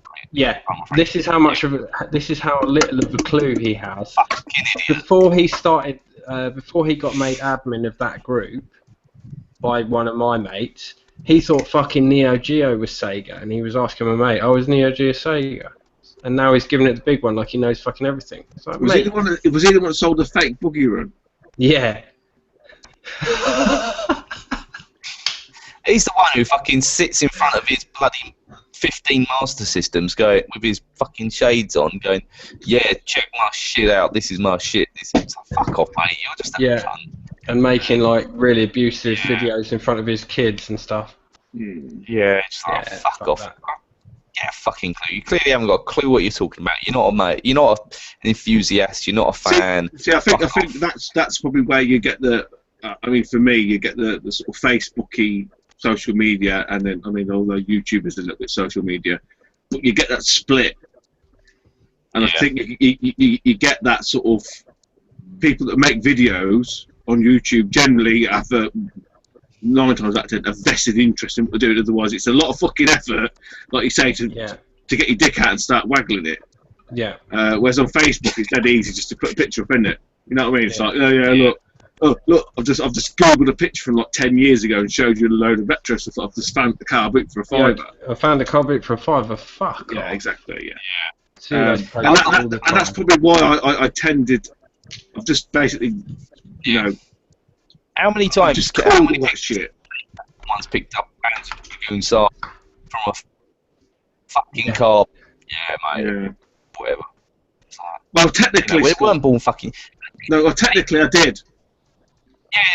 Yeah, you technically did, but you're a genuine bloke. No, but I didn't buy it from the car boot. The guy at the car boot actually did say, when I asked him about games, and it's probably in the video, I think it's called like Pickups for Another Planet, and she did actually sort of say, well, what sort of stuff are you after? And I was like, well, what have you got? Well, we've got some Saturn stuff, and they knew what they had, and it weren't cheap, I mean, back then I probably paid the go rate, probably now it's worth more than it was, and it cost me a couple of £100, but it was from a car boot, but not or at a car boot. Through the outcome, Yeah. Here's a question, Stu. Actually, I'll tell you what. I'm going to go to the comments, and I'm going to ask you this question because it's quite an interesting question. We've got King Arthur here. Tom, I didn't say hello to him. Hello. Blimey. Tom's got a nice AES collection. Yeah, I bet he has. Yeah. Yeah, Jesus. He's a premium. Tom, you need to make a video. It's individual for you, mate. For a while now. Yeah, I'd like to see a video from Tom because when I started YouTube like 18 months ago, I think it was kind of after he was regularly making videos, but he's like a really active person in the community. He's got a new games room, hasn't he? Yeah, he's been working on it, hasn't he? So that'd be great to see. People talking about Barnsley, some retro thing in Barnsley. Is that the one? Is that it? I can't remember what it's called. Well, that's North Yorkshire, isn't it? Could be. I've got a table anyway, wherever it is. I'll tell you a funny story. I used to support Barnsley football team back when I used to have any interest in football, because my dad never took me to football games or anything, but my mate down the road, his dad used to take us to all the football matches, and he was from Barnsley, so any football matches I went to as a kid were Barnsley games. So I've still got like the scarf and everything upstairs. And, yeah, just a random fact that nobody gives a fuck about anyway. Scott Brand says plastic collectors. Yeah, he knows the game. Steve Addy Sneaker Freak saying, anyone got some Baco for Stu to try on? This is bacon. Referring to you roasting, I assume. Raxel saying he collects mainly for nostalgia, which I think a lot of us do, to be frank. We got Base Invader, Luke, who says he knew it would be Tooty. So hello, Luke. Luke's a legend. Tom King Arthur says he's not experienced this Facebook group revolution. Sounds like it should be avoided, which it should. But you should join Galaxy Sega, Tom, and I'm going to add you straight after this stream. you can decline if you so wish.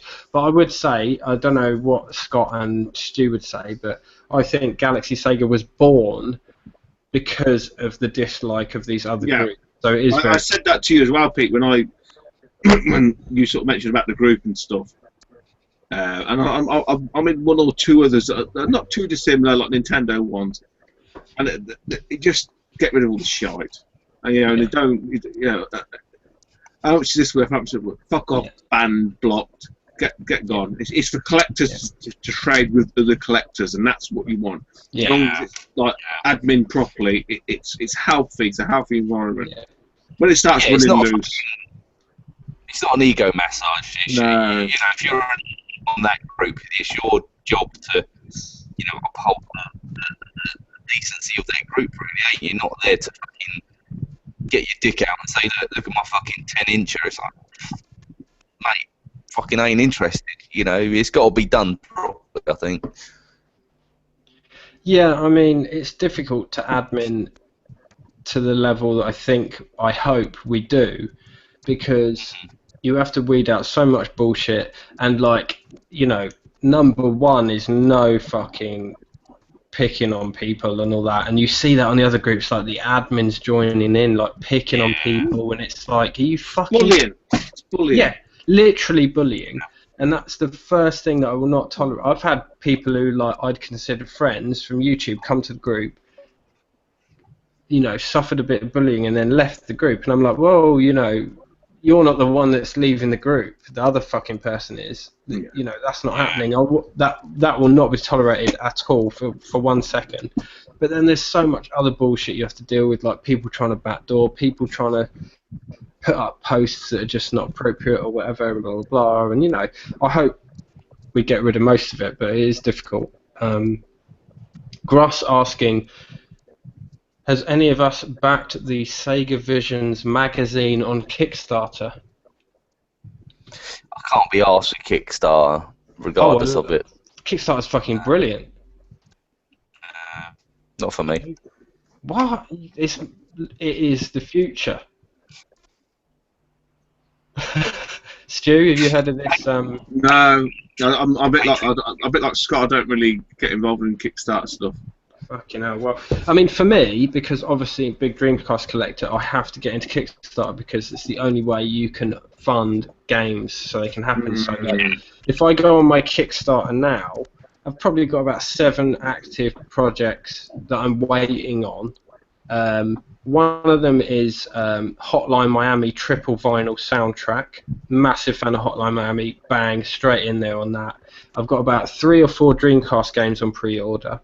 I've got Toe Jam and Earl on pre-order. You know, they've done like the next Toe Jam and Earl game. I think it's great. But going back to this Sega Visions, I assume if you guys don't do Kickstarter, you don't know what this Sega Visions is. No, I'm aware of it.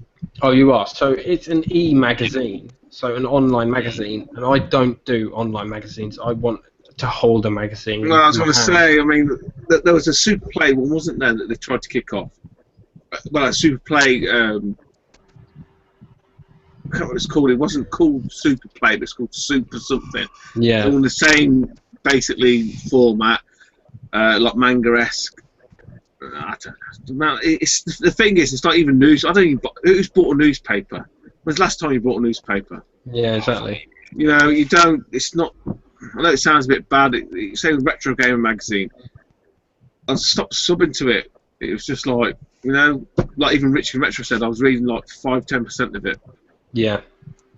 It's a shame. It's a shame, but it's nice that is out there, though. I mean, because obviously we're a kind of niche with it, aren't we? yeah. And it's nice that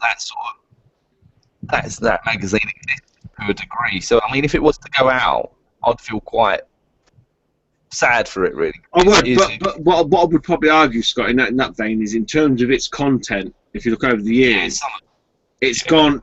It's not retro. It's not as retro as it used to be, kind of thing. And it used to be like the back pages had like 2 pages at the back, which were like sort of the indie retro games, and now it's all like the sort of current download games. Yeah, it's just full of cunts nowadays, ain't it, Stu?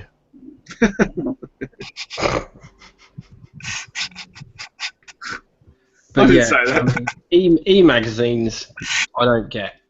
No, I think they're pointless. Let's go and compile all the information on the internet and we'll give it in one go. So Stu, Soulfunk Retro is asking specifically to you, Sega or Nintendo? I'm a Nintendo guy. I'm on Sega Sessions, I know.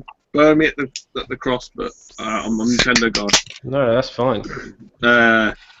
So fanboyism is a terrible thing. I think. No, I think there's good and bad in all of it. Yeah. I mean, for me, yeah. so for me, I grew up. I didn't grow up with the NES. I actually grew up with the Sega Master System. It wasn't mine; it was my friend's. He had it. Yeah. Great memories from that. As we moved on into the 90s, my friend got a Super Nintendo. I got a Super Nintendo, and we did a bizarre thing, which is really weird. I don't know if anyone else has done this, but there was an import indie shop or stall in the market, and they had Super Street Fighter. Street Fighter 2 first come out, but it's NTSC. So we both put our own sort of pocket money savings into buying this game together. I think about 60 quid, which is significant, 60 quid. So me and my mate John, both bought this game for the Super Nintendo and played it.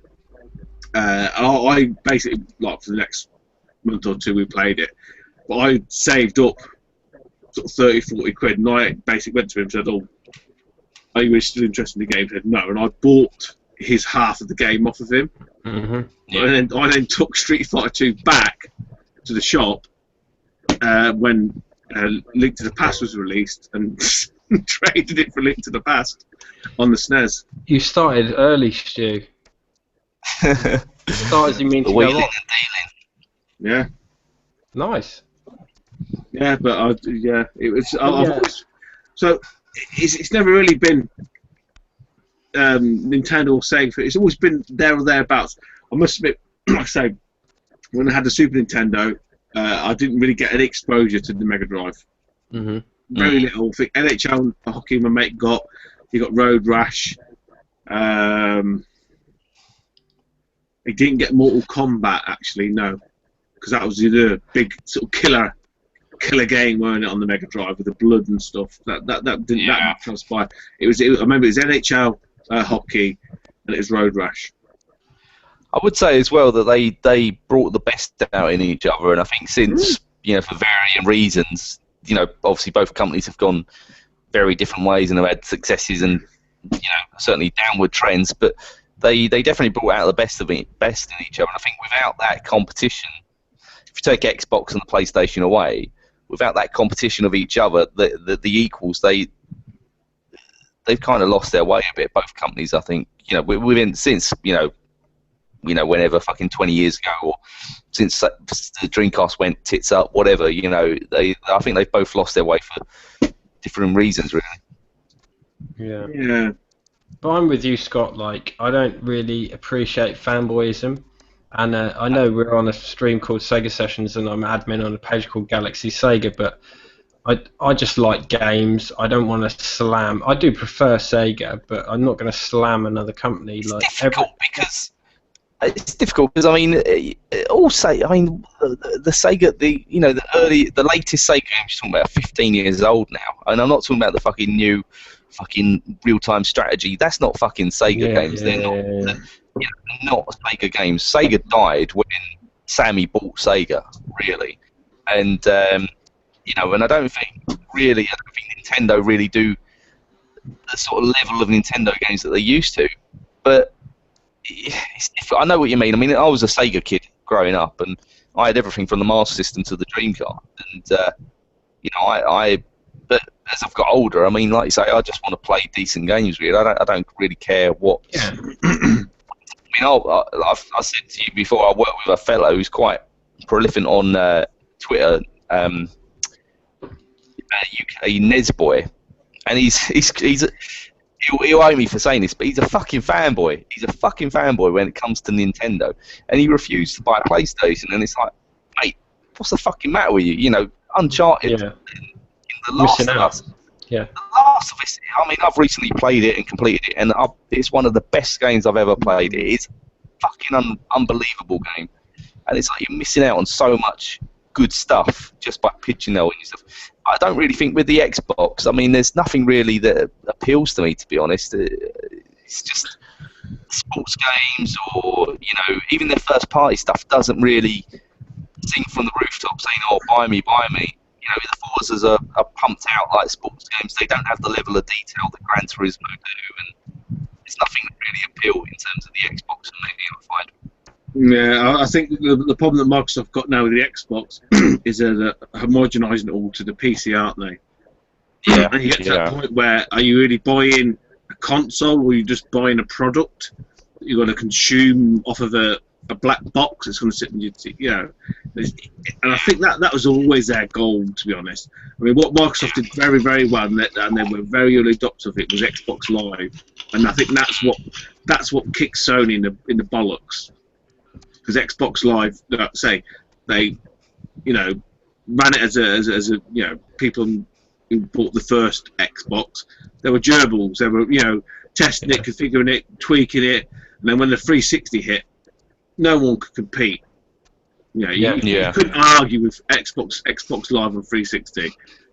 See, for me, I had PS1, 2, 3, 4. I got an Xbox very late. I got a 360. No, I'm not got any interest in the Xbox One at the moment. I got a 360 very late. And I've always been PlayStation. No contest, I would have bought a PS4. But when people say to me, oh, this and that and blah, blah, blah, blah, blah about Xbox One, PS4, I tell them they're the fucking same. They're exactly the same. The only difference is which exclusives do you have interest in. And for me, I never play games online. No. Not knocking it. Gamer, no. No, not knocking it. That holds no interest for me at all. Yeah, no interest for me. For me, you think that's a generational thing? Because we are a bunch of old. No, I don't think so. No, it's not. My brother-in-law's 4 or 5 years older than me, and he's Oblivion. Is it Oblivion? Whatever the latest version of that is online. Is it Oblivion Online? I don't know. Elder Scrolls Online, yeah. Yeah, Elder Scrolls Online. He's always been. He's a COD player. Blah blah blah. He loves it all. Yeah. I don't think it's much more sort of casual thing, isn't it? Online gaming, I think. Yeah, it's a casual. It's much more casual market. Casual dick waving because he loves it. Yeah. Well, I'm sure you get it. Achievements and all that, and I can give fucking monkeys about achievements and all that.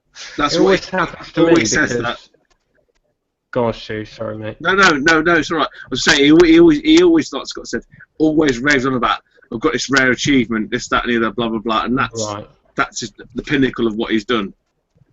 Yeah. See, for me, I always notice it when, like, let's say, like the missus' friends have a boyfriend, and they kind of hear that I'm into gaming, and they're like, "Oh, I'm into gaming. Do you play Call of Duty?" And I'm like, "No, mate. Like, that's not what I'm about at all." I think Mark Horsburgh, he said many moons ago in one of his videos, he was talking about his collection. This was when he had his library of games. Already sold out. His mates, before he sold out. One of his mates can go in there and go, "Fucking hell, I've never played Duck Hunt on the NES before. So I've never seen it for fucking 20." And he'll go, "Yeah, but I've got this PlayStation 1 shooter that's worth 200 quid, and there's no appreciation for it." And it's kind of like that's the difference between a sort of a hardcore and a casual gamer, really. Yeah. But it's the same with films. A film buff will go into detail, the director, the angles, where it was shot, the comparisons, how it links in with previous films. Me, I'm just going to the cinema because I want to be fucking entertained for 2 hours. Star Wars. You couldn't give a shit about it. Ghostbusters. It's Not really like, fast. my collection, for example, if you were a layman, like my mates, and you come round and you look at my game room and you're like, fuck, this is nuts, right? But if you actually know anything and you come to my game room, it's not that impressive. Whereas I look at some other people's collections and you see little things like, if you see they've got a decent, like Stu was saying earlier, they've got a decent Neo Geo collection, or if they've got certain shooters and stuff, and you're like, fuck, that guy's serious. And that's like a next level for me that I'm not at. Do you know what I mean? Well, it's like, obviously, Dahl, isn't it?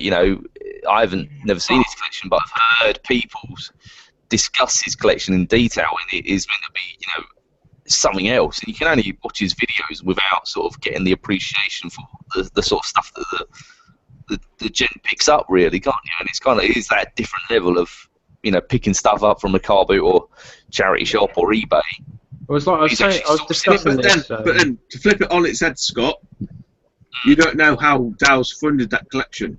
He made he made us the car boots, right? He made the car boots and buy old pocket watches, right? Old Converse trainers, right? I'm not saying he does. He probably doesn't. But what I'm saying is, the means to the end is that it doesn't matter, right? I was chatting to Daz when we were in Leeds the other week, and I was saying, like, when I used to first watch Dow's channel, I always used to thought, what the fuck does he do for a living? Because he must have money. No. Right? And you know, I got the total wrong end of the stick, but his collection is amazing. And what amazes me about Dal is he's so modest about his collection. And it's fucking unreal, isn't it? Mm-hmm. And hopefully he's going to be on In the House soon. So he's the nicest guy you ever want to meet, honestly. Oh my god, Dal is the fucking greatest bloke, isn't he? Fuck, he's the nicest guy. It's not just owning the stuff that he's got, it's the knowledge that he's got to sort of back it up as well. He knows what he's buying and he knows what the value is. It's not just, you know, oh yeah, that looks cool, I'll get that. It's that knowledge that he's got embedded in him, really, isn't it? It's like Daz was saying, he's got, this describes Dal perfectly, he's got an eye for quality. Which he certainly has. I'm just going to go to the comments, guys, because we haven't been there for a while. So we've got Craig's here again going, come on, Tom, get that room tour up. Yes! Definitely. Yeah, we'd all love to see that. Gruss saying, Tom, I can come round and make a video for you. Not that kind of video, Russ. Yeah. I think that will get flagged as inappropriate, Russ, pretty quick. Luke Base Invader saying, ha ha ha, who's this turd with shades and 15 Master Systems? Yeah, you better off not knowing. What have we got? Yeah, Tom King Arthur saying, thanks guys, he films warm and fuzzy, haha. His games room #1 is done, and then he'll make a video. What? #1? Yeah, #1. What, he's going to have two? Arcade room, and then the game room? Jesus, he's teasing us with that comment, isn't he? Yeah, it's full on. Oh my god. I can't wait to see that video, Tom.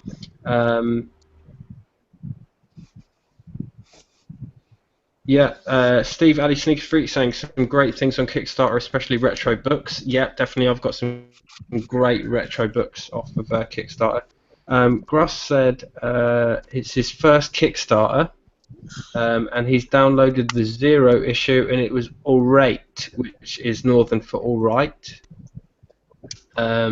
Yeah, like I said, Kickstarter's great, but not interested in that particular project. Shenmue 3 is, Matt was saying, wouldn't have happened without Kickstarter, and that's one I backed instantly. Shenmue. No, I get that. So you see, I get the gaming side of things, but I don't get the books.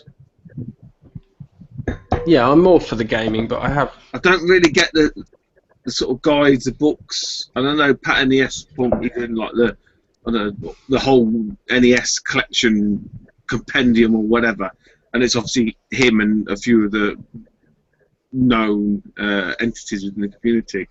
But the book thing, I don't know, because that information is all that you can garner from the internet anyway. Yeah. They've just apart from it created just being something nice to have, though, ain't it? Really. Well, yeah, it's a coffee table book, isn't it? But what are you really going to fucking do with it, Scott? You know what I mean? Are you really going to sit there and read through it? Realistically. Come on. Yeah, true. I don't know. Maybe it's just me. I'm just a little bit cynical, but I don't know. Again, Shenmue, blah, blah, blah. Yeah, I get that. 100% get that. But the books, I don't know. I'm a little bit not really feeling it. No, that's fair enough. Did you get the Mega Drive, the Complete Works, Stu? Ooh. That was a Retro Game Award, wasn't it? Oh no, that was the The bound one, the sort of hardback. Yeah. No. Yeah. No, I didn't get that. So that's quite a good book.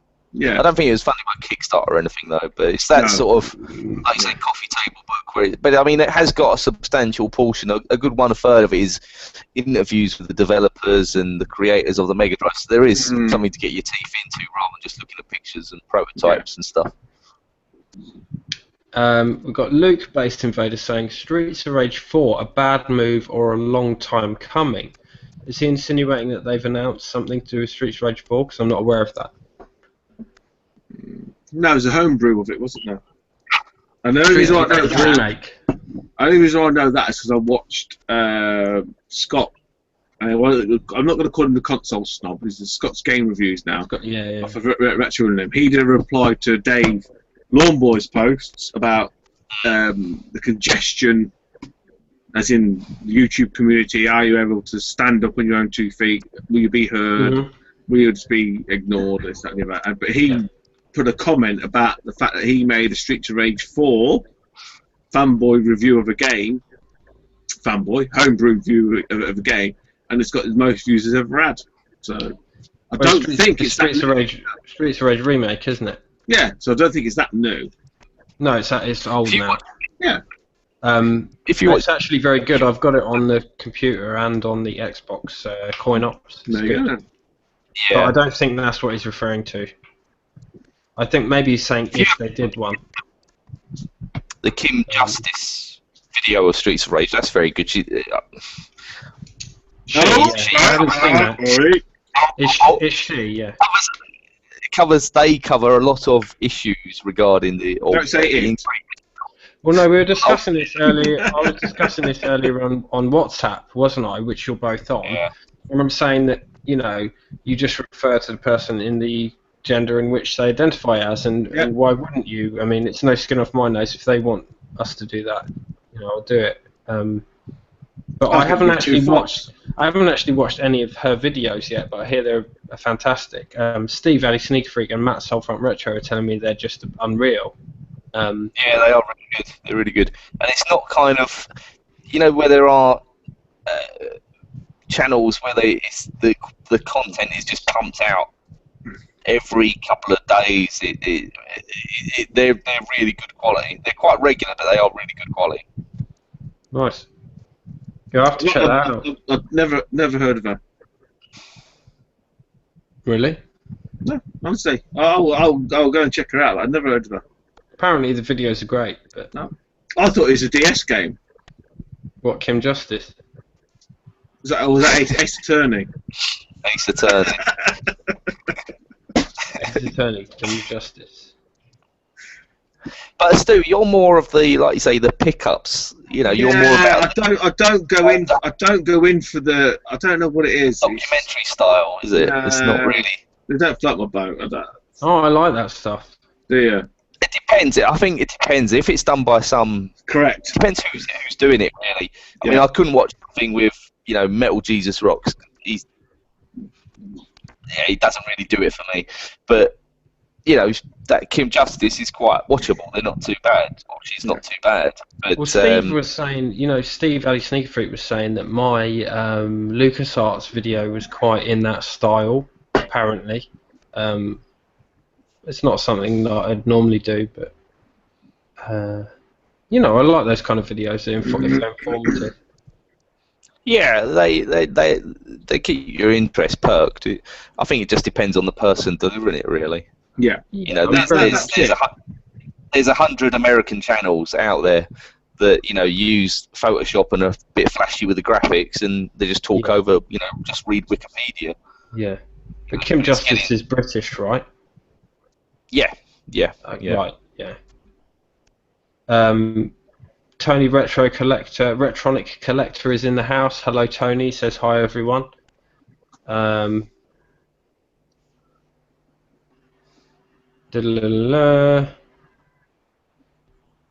Luke Base Invader is saying, who thinks the Dreamcast would have survived if Sega combined a DVD player? What, two drives? No. I mean, if they'd have gone DVD. Like Xbox 360? Yeah. No, I think he means if they had chosen that as their media rather than GD-ROM. Oh, rather than GD-ROM. Yeah. Maybe. But then, I think what are you right. outputting at? Yeah.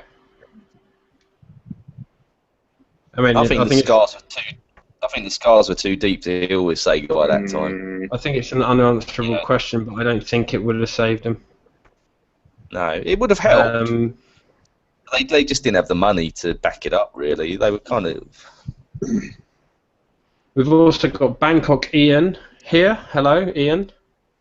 Mr. VR. And Metropolis 1T. Hello, Matt. Hello, Matt.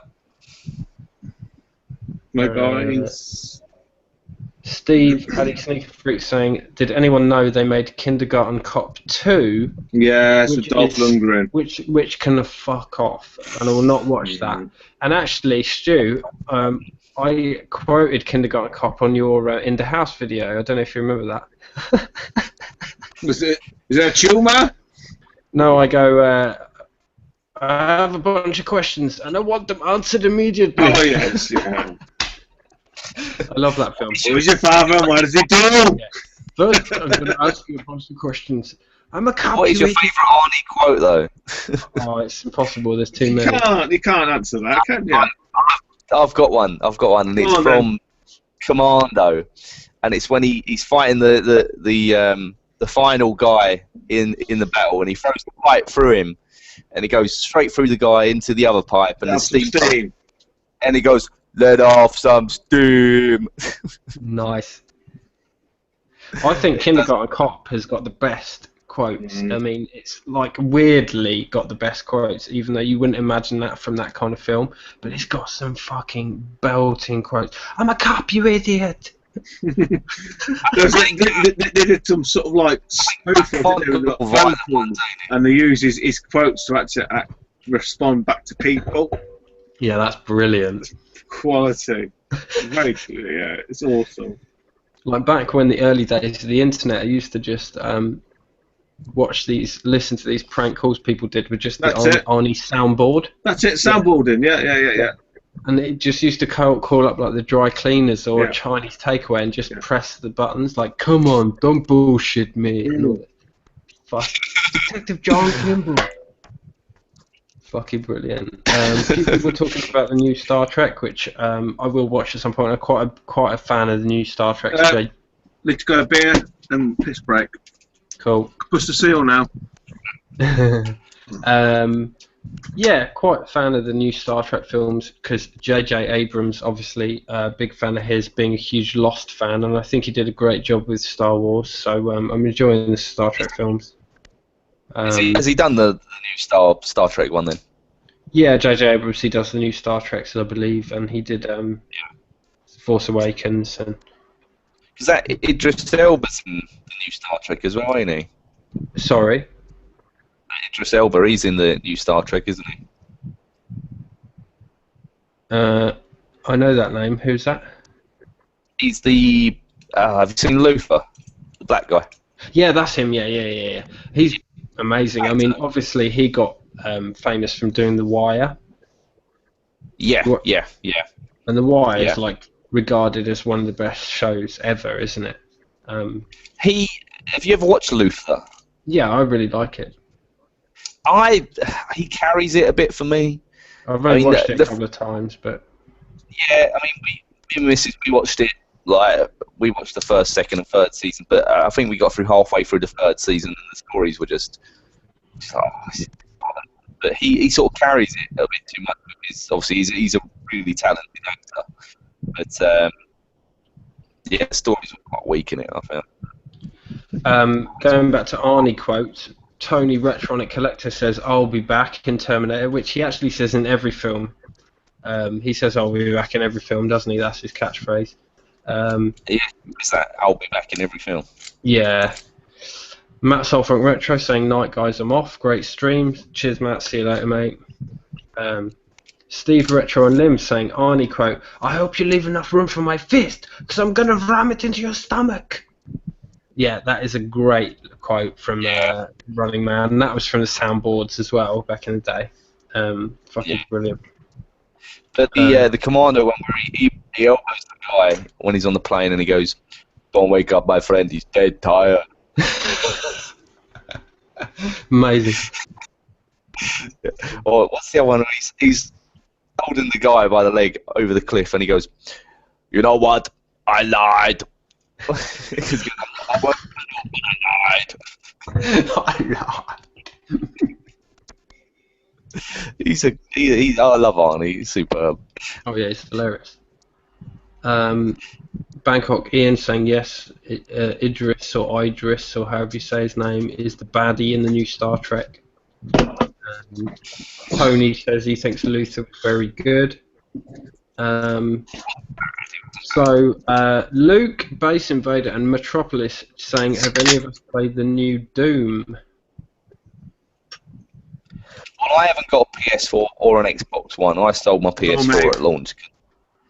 And obviously the Xbox One doesn't have any interest for me. You sold your PS4 at launch?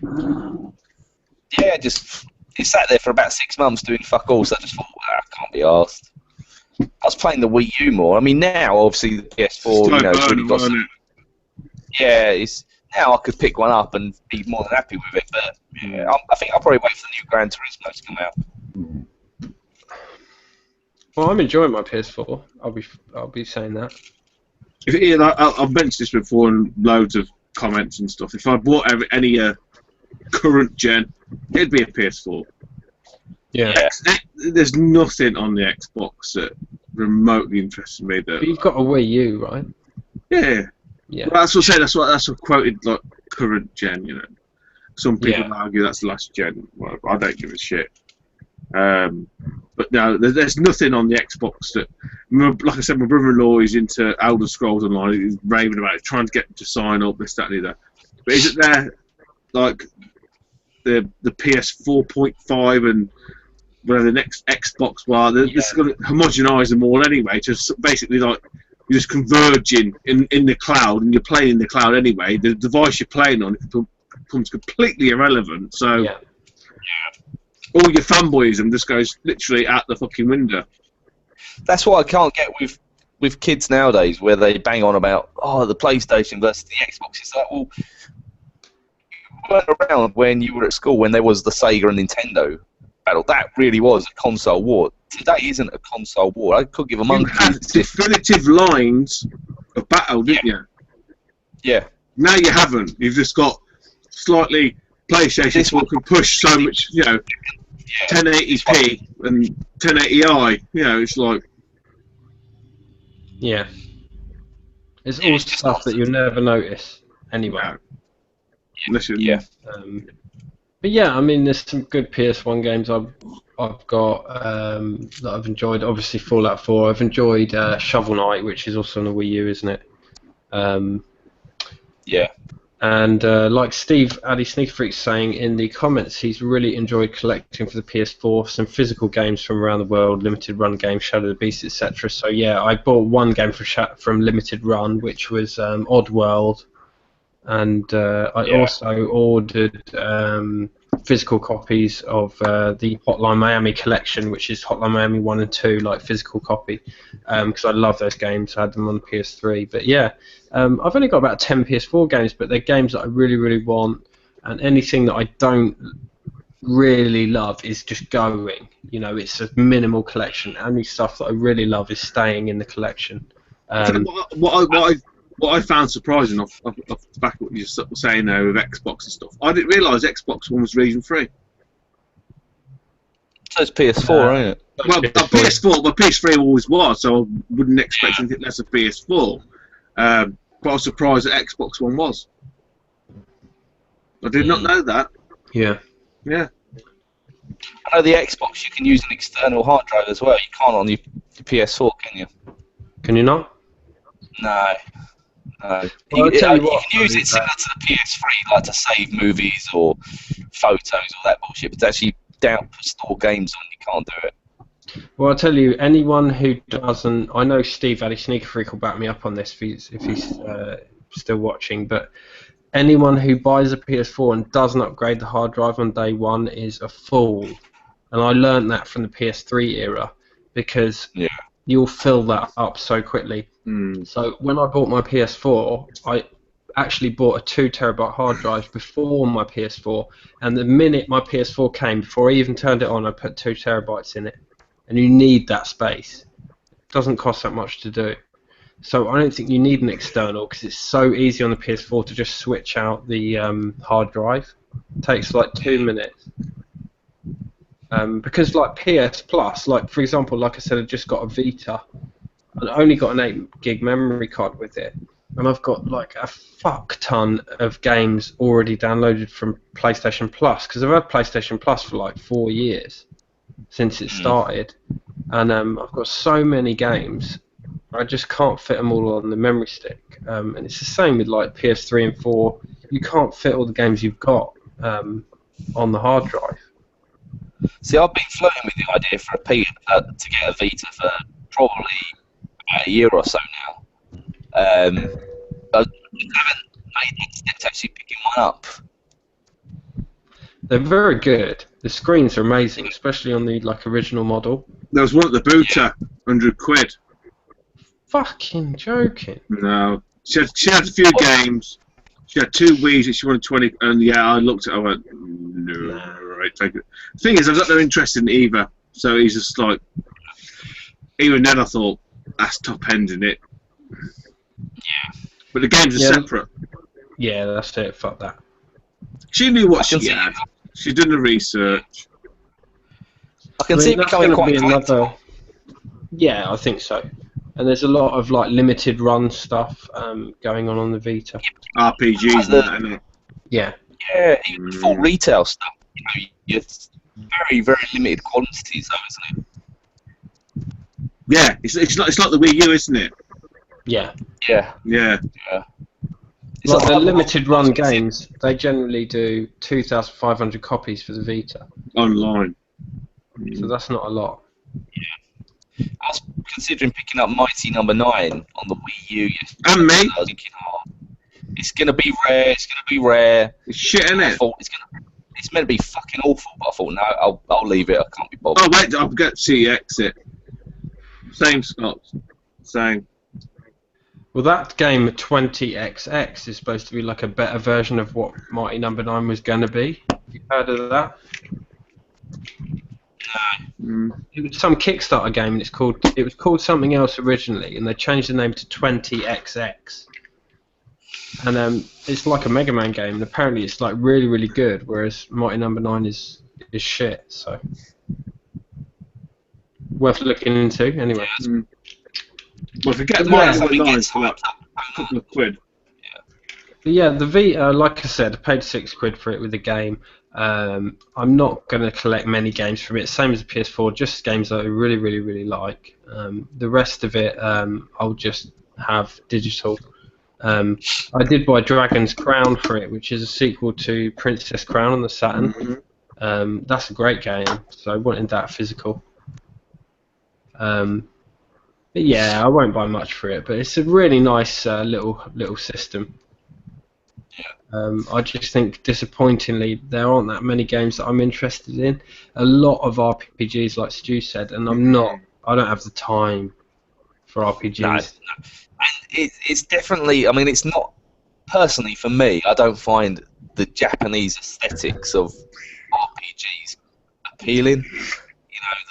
You know, I find it a bit awkward sometimes with like the schoolgirls and all that bullshit. I find it a bit like, it's a bit cringy to me. And I can get through the games and whatnot, but to me it doesn't appeal. Is it because you have to cross your legs on the bus? No. Nothing would happen with a drawn woman, mate. I don't understand all these people that bash one out to this. I know. What is the appeal of like cartoon porn and stuff? Hentai, isn't it? Yeah, that's impressive. It. Yeah. No, it does nothing for me. To me, I just find it really. I find it quite sad, really. You know, why they got to sexualise. These weird-looking characters that look like aliens with massive eyes. You know, it doesn't do anything for me. The Japanese anime. Yeah. plenty of tentacles going on. You know, I heard that the reason that Japanese porn has so many tentacles in is because they had some laws against showing like erect penises or something, and so they just created like aliens with tentacles. So that's why there's so much like tentacle porn in Japan. So the fuck, man. If you ever see porn, Japanese porn, it's like it's pixelated out. Is it? Like, I don't watch it, but when you've seen it, really, do Scott? like, I'm sure you don't, Scott. No. no. Let the cat out of the bag there, mate. No, but again, it's the same sort of thing. Why do you need? Why pixelate it? It's their laws, ain't it? It's just it's that strange country. Yeah, but I think, like I said, that's why all this fucking weird porn came out, to sort of get by around those rules. Yeah, Steve Addy Sneaky Freak saying he put a 2 terabyte hard drive in his as well, day one, very sensible. Sean Horatio Van Basten saying he'll get an Xbox One for Cuphead. Now, I'll admit, of all the Xbox One exclusives, that's the only one I've seen that looks brilliant. Have you guys seen any footage of that Cuphead? Cuphead? Yeah. Never heard of it. Never heard of it. Have a look at it after the stream. Cuphead. It was on. They did some like E3 trailers and stuff, but it looks fucking wicked. It's like, yeah, it's an indie game, but it looks like a 1940s cartoon, like, you know, early Disney sort of style. I mean, would you buy a system for an indie game? One game, yeah. I was going to say that as well. It's excessive, isn't it? You're going to buy a PS4 for a big budget, multi-million pound Uncharted 4. You're not going to buy it for a couple of £100 indie game, are you? No, unless I came across one really, really cheap. Well, to be honest, I wouldn't buy it for one game anyway. I'd buy it for a bunch of games, or, you know, a group of games that I'd be interested in. Like I said in a minute, and even before you sort of said about Cuphead, there's nothing on the Xbox One. Nothing that even interests me. Well, I mean, the big stuff they've got is Halo doesn't appeal to me. No. Gears of War doesn't appeal to me. No. What else have they got? Have they got anything else? I don't know. That's all they fucking Forza. That's it. That's all. Yeah. So yeah, they've got Forza. There's no originality. It's just regurg. Regurg. PlayStation's got Naughty Dog, which is, I'm not going to say just Uncharted because it's just having Naughty Dog is a big deal. They're supplementing Sony's chronic, aren't they? Though. Yeah, they are. Naughty Dog. They must be the darling of Sony now, because I heard that Sony's TVs weren't even selling well and stuff because they've been ousted by the Chinese. Oh, really? Yeah. You can't get Sony via laptops anymore, can you? No, they're all fucked off. Yeah. Yeah, Sony is in fucking shit street, apart from the PS4. But Sony have got enough internal. Let's talk about a company that's not in shit street. That's literally down your street. It's around your street. It's every street. It's Pokemon Go. It's Nintendo. Yeah, well, their share price has gone up highest since 1983. Hasn't it? You don't fuck with the big boys. They know what they're doing. They've been in this game long enough. Yeah, but unfortunately, I didn't invest in Nintendo shares the day before, so. But that is for every hit, they fuck up, don't they? Yeah, that's for every hit they fuck up. They're clever, mate. That's why they're still in it. That's why they're still in the fight.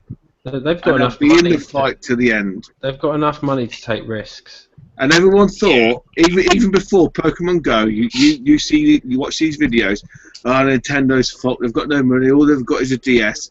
They've got trillions. Nintendo had trillions in the bank. Yeah. Right? They're the only company. They're the only ones that never lose any money on any console. Like Microsoft and Sony basically sell their consoles at a loss. Nintendo have never done that. Yeah. That's why people argue they're underpowered. They're underpowered because they don't want to lose money. Yeah, that's the only company literally that makes money on hardware. Never lost a dime. Yeah, but I think flip side, the fact that they're not prepared to evolve and they're not prepared to, go beyond their sort of, their cartoony based characters. Yeah, I get that. They're very comfortable. They need things like Bayonetta 2, and I'm not just talking about the one game. That is a fucking outstanding game, but they need 5 or 6 titles in that ilk, to appeal to, Japan console market is dead. For them to survive in the future, they need to become more westernized. Well, Japan's in a recession. Yeah, and Sony have managed to do that. Sony have managed to become Western. They need the FIFAs, they need the Call of Duty, they need the fucking Dooms coming out. They need that shit coming out for it to be successful. They can't just rely on Pokemon, unfortunately. See but I'm not sure. And the question was asked around the NES Mini. Why? Is it in terms of like, no one really understood why they sort of started doing it, or why they hadn't done it before, or this, that, and the then. Again, not the biggest fan. I like watching him pat the NES punk and his punkcast. It was quite.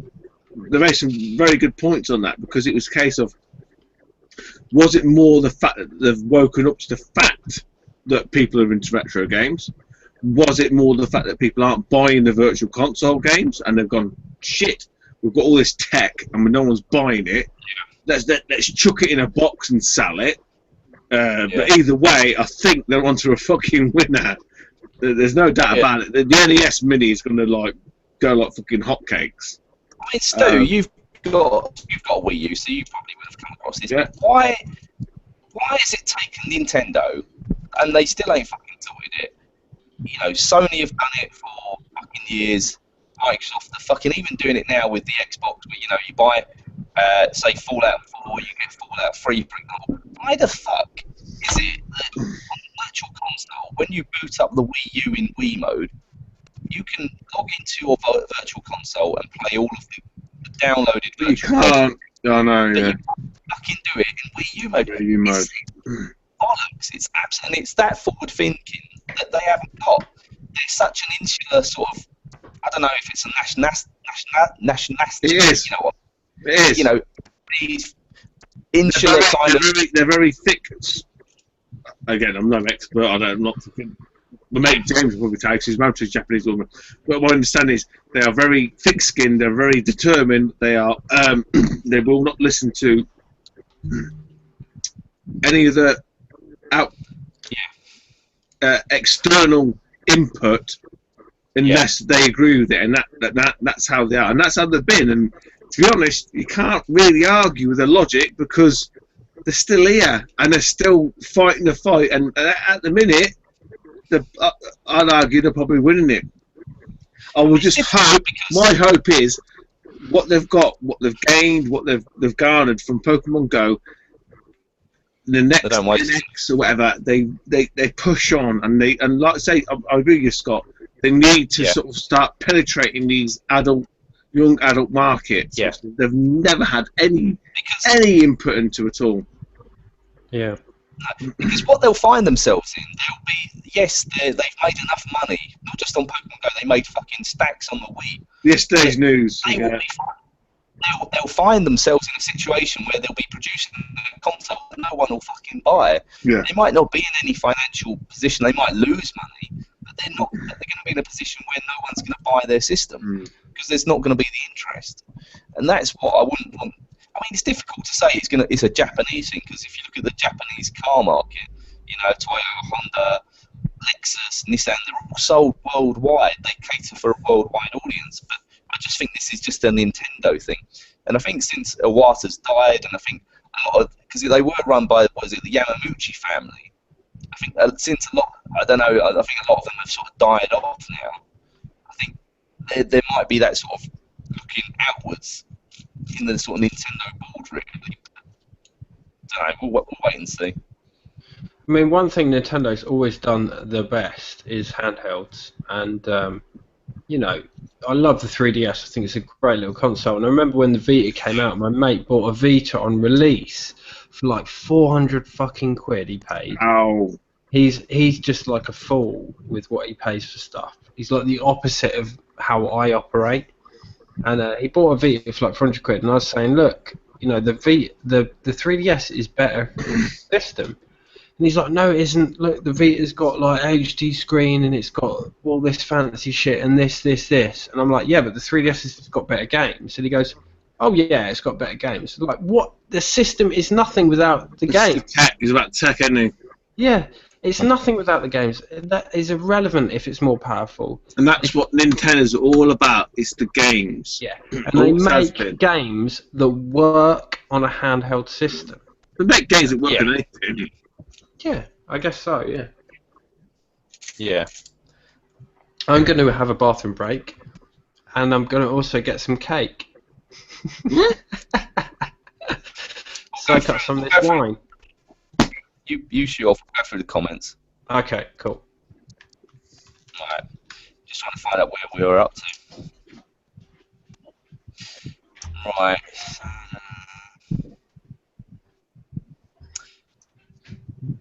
Right, it's Bangkoky and blah blah blah. Wise words, Pete. If you swap out your PS4 hard drive, it takes hours to copy everything to and from a USB. Took 5 hours for me to transfer PS4 data.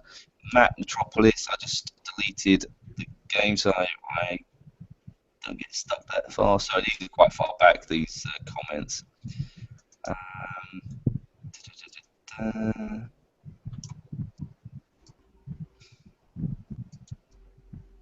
Apparently, Japan, you're not allowed pubic hair. That's where everything's blocked out. Hang on. Right, so leave Retro Game Addict. All Xbox exclusives will come out on PC. Well, yes, they will now, won't they? Obviously, everything's getting a PC release as well, isn't it? Mad Metropolis. Some of them may get away with lots of things. Xbox Ones are 200 quid new now. That's Raxel. Yeah, it still doesn't sell it for me though. Pat, Scott's a pro when it comes to Japanese porn. I certainly ain't, mate. Are Hisense TVs any good? That's the Japanese TVs, Chinese TVs. Hisense, you heard of them, Stu? What's that? Raxel, he's asking, are Hisense TVs any good? The Chinese ones, aren't they? I don't know. I remember reading somewhere that the Chinese were ousting the Japanese in terms of TV technology, like LG and stuff like that, and that's where they were losing all the money. I mean, I would. Well, it's like the Chinese, the Huawei, isn't it? They're the mobiles. I just think that they can't match the Japanese, or whatever. I just think they can't match the Japanese for build quality. To be honest, they're a bit more mass-produced than the Japanese. I don't know, Raxel. I've never seen any. Nintendo are clever. That's from Raxel. Cuphead will be available on PC, says Pat. I think I'll get a 1 terabyte PS4 when it does come out. That's Retrotonic collector. Nintendo needs some new IPs. That's Raxel again. Yeah, I think they really do. I think they should basically develop the Bayonetta brand. I know that Sega own it, but they should, do something with that. I think with the share-wise Nintendo, the developers will start jumping back when the new console comes out. That's Stephen, obviously Retro on Lim. Yeah, potentially, but I think a lot of them are still dipping their toe in the water when it comes to it. I think a lot of them are, wait and see. Raxel says, I reckon the NX will be compatible with smartphones. Well, they say it's going to be an Android-based system, didn't they? So. Scott, did you read Pat's comment, or did you skim over it that says, haha, Scott's a pro when it comes to Jappers porn? Yeah, I did see that. So just last few comments. We all know Lexus originally don't use luxury US. PS Vita, get one soon, under £80. That's Retrotonic collector. and it's Korea that's out in the Japanese, Samsung, a South Korean, a similar build quality, lower wages in factory. That's Addy Sneak Freak. Yeah, but I think the highest ends are the Hawaiian, they're all Chinese, aren't they? Which are probably even cheaper than the Koreans, I'd expect. So, obviously, it does the job. Yeah. Here's a little topic I've got on my little list of topics. Cake. Something I've been noticing, right? Cake, yeah. I just had a couple of bits of cake. It was jolly nice. I need something to soak up this wine. No, that's a weird combination. I need to soak up the wine because I've actually drunk almost a whole bottle of wine, and I never drink, and I'm quite pissed. Go, yeah. chug. But yeah, something I've noticed, a trend on eBay.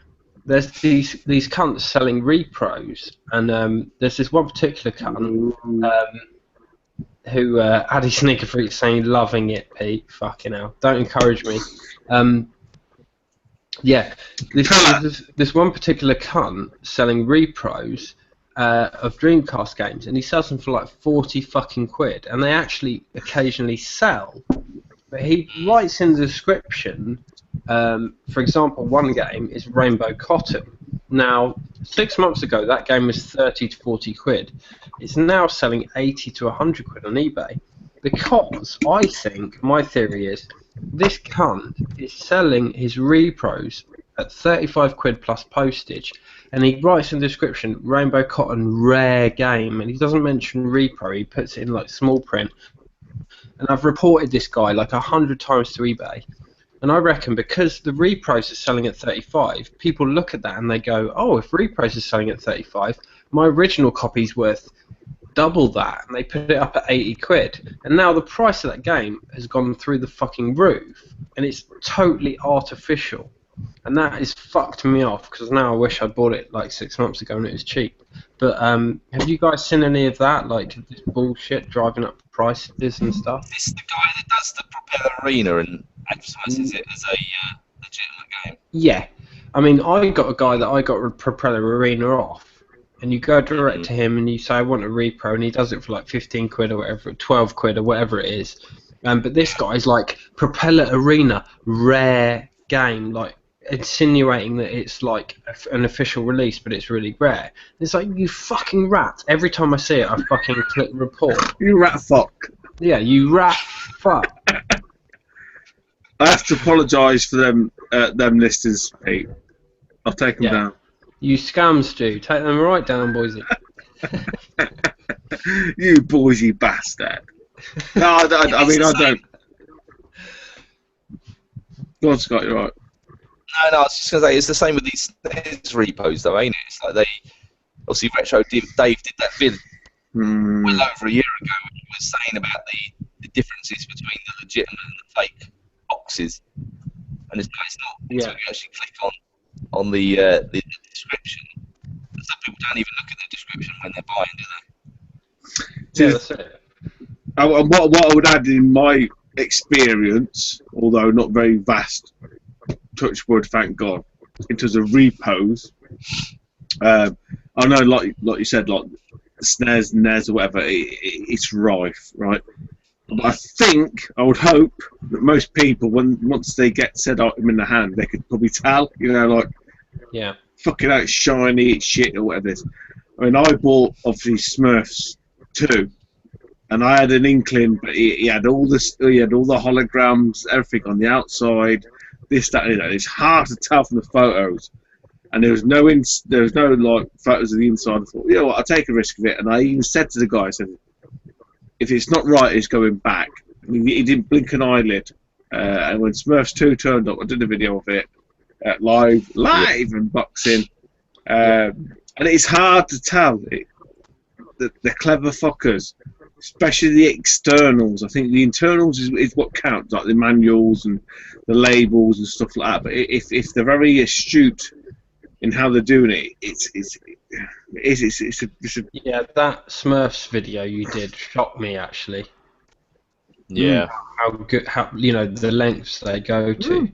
Because it's not what you would consider it's not a desirable game as such, is it? It's literally, it's not like a Castlevania on the SNES or a Turtles on the SNES, which is reproduced, copied hundreds of times. That is a very specific game that someone is only going to pick up for collecting purposes, really.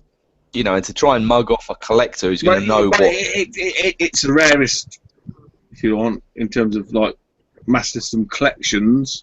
It's the rarest game you would probably want to consume, and quite rightly so.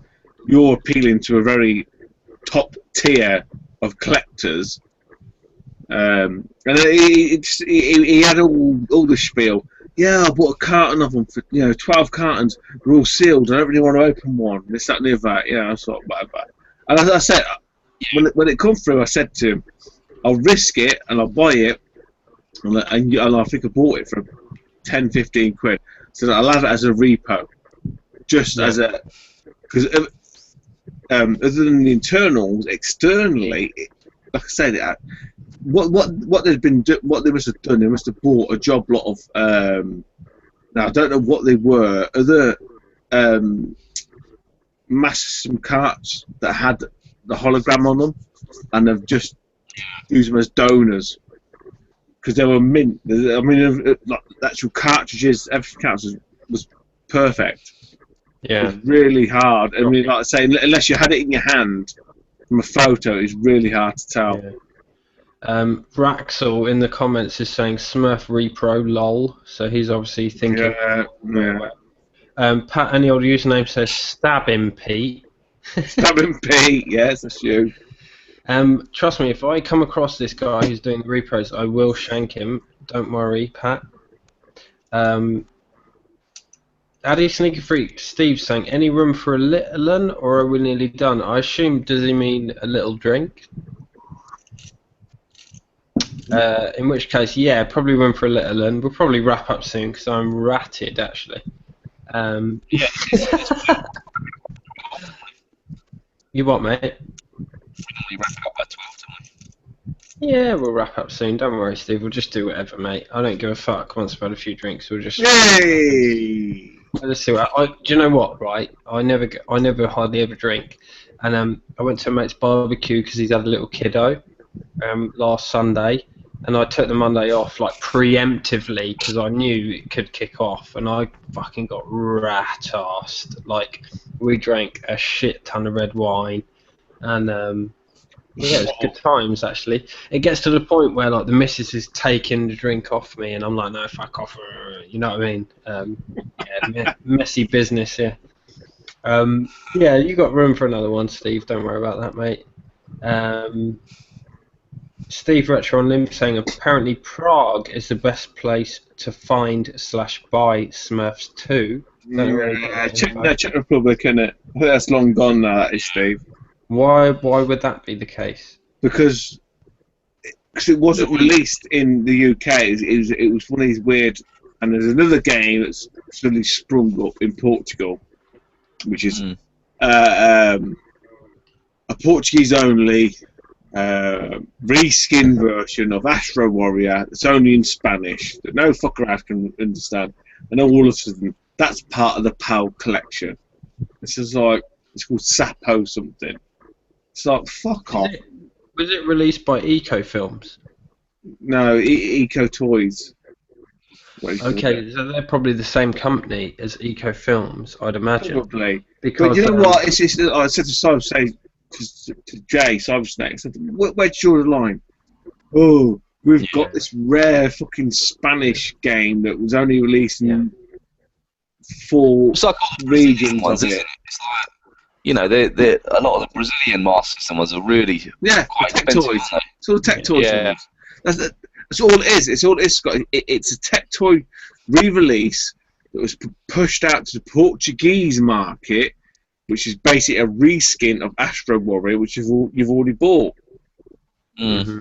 It was called Sapo, but apparently Sapo is the character, and there's like about 3 or 4 games in the Sapo license. Mm-hmm. I'm fucking buying that.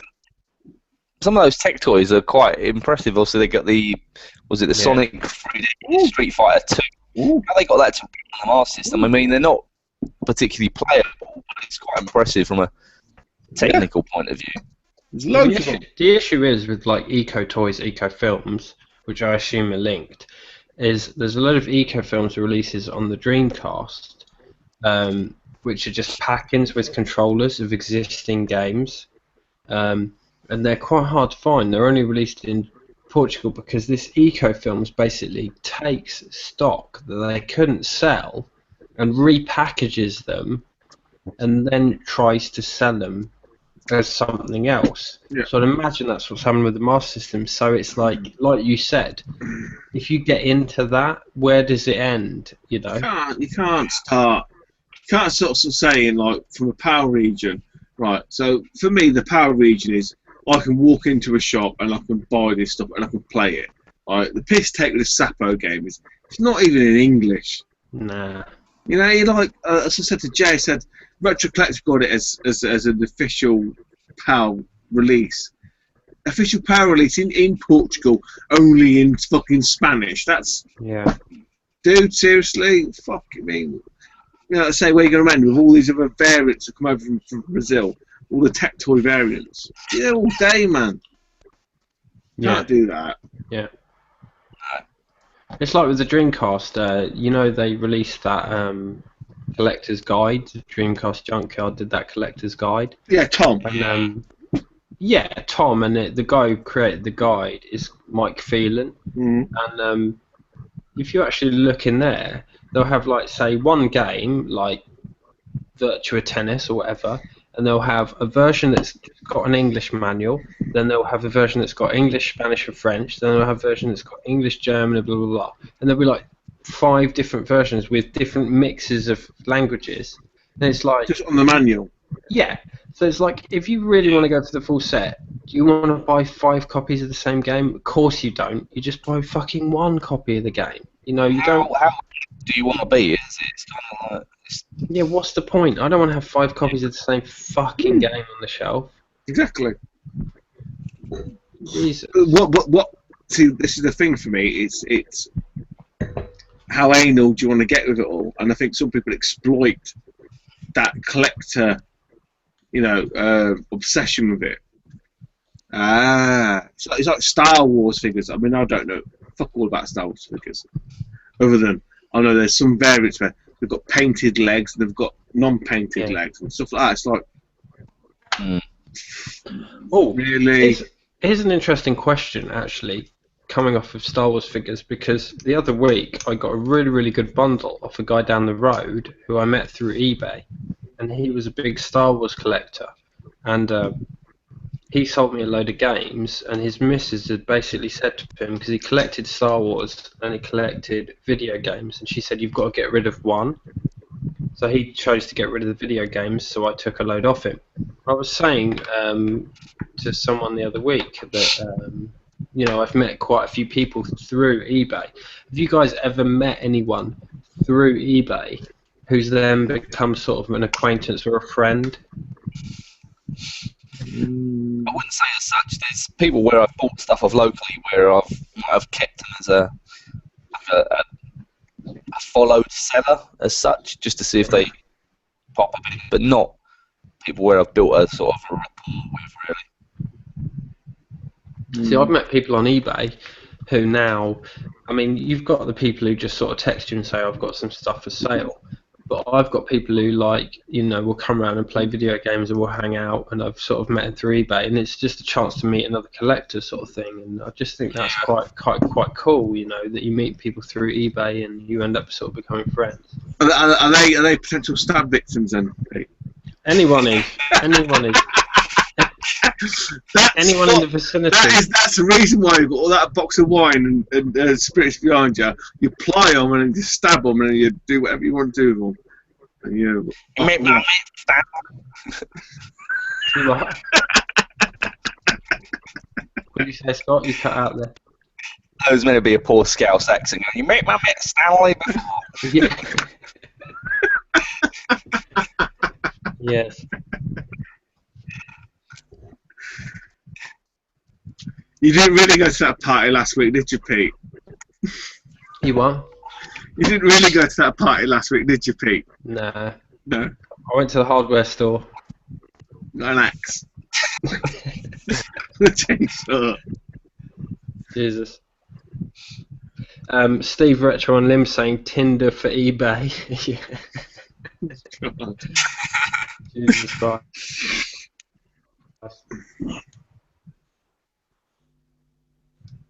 But yeah, actually, a guy I went to, because we were up at the London market the other week, Scott.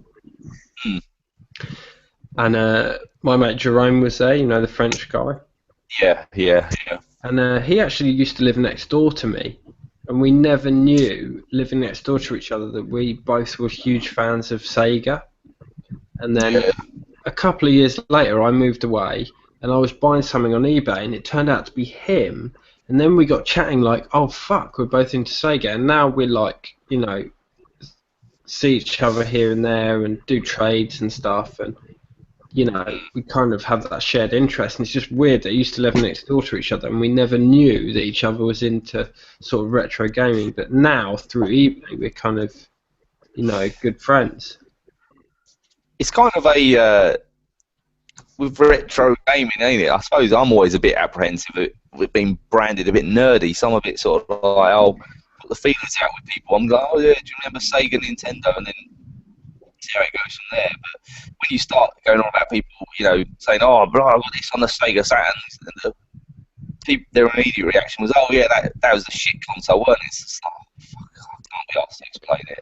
Well, I don't know. I think the whole nerdy, geeky thing, you have to embrace it, because I went to a grammar school with, and I was at the grammar school and I thought, oh, I'm cool and I'm not geeky and there's really, really geeky people here, blah, blah, blah, blah, blah. And then I get a bit older and I'm like, fuck, I'm a massive geek, and I kind of accept it, that I'm a massive geek and I'm into physics and I'm into retro games, I'm into sci-fi and all this stuff that you associate with being a geek. And it's like, yeah, I'm a fucking geek, fuck it. I don't give a fuck. All my mates know I'm a massive geek, whatever. And everyone is nowadays, ain't it? It's like, Marvel, DC films, You say that, but I tell you how you spot the person who isn't a geek. The person who's wearing a T-shirt that says geek. That person is not a fucking geek. That person's like a fucking trendy little cunt. And people who are fucking proper geeks are the people who get the obscure references to stuff and, get the cheesy jokes or like the fucking stupid little joke. The Big Bang Theory is that there are certain things that you have to be into to sort of get, when they make a quip about something like a Star Trek quip, you have to sort of, like watch it to understand it, really, innit? That's how I got into it, because, there's a lot of really bad American sitcoms that have come out in the last 5 to 10 years.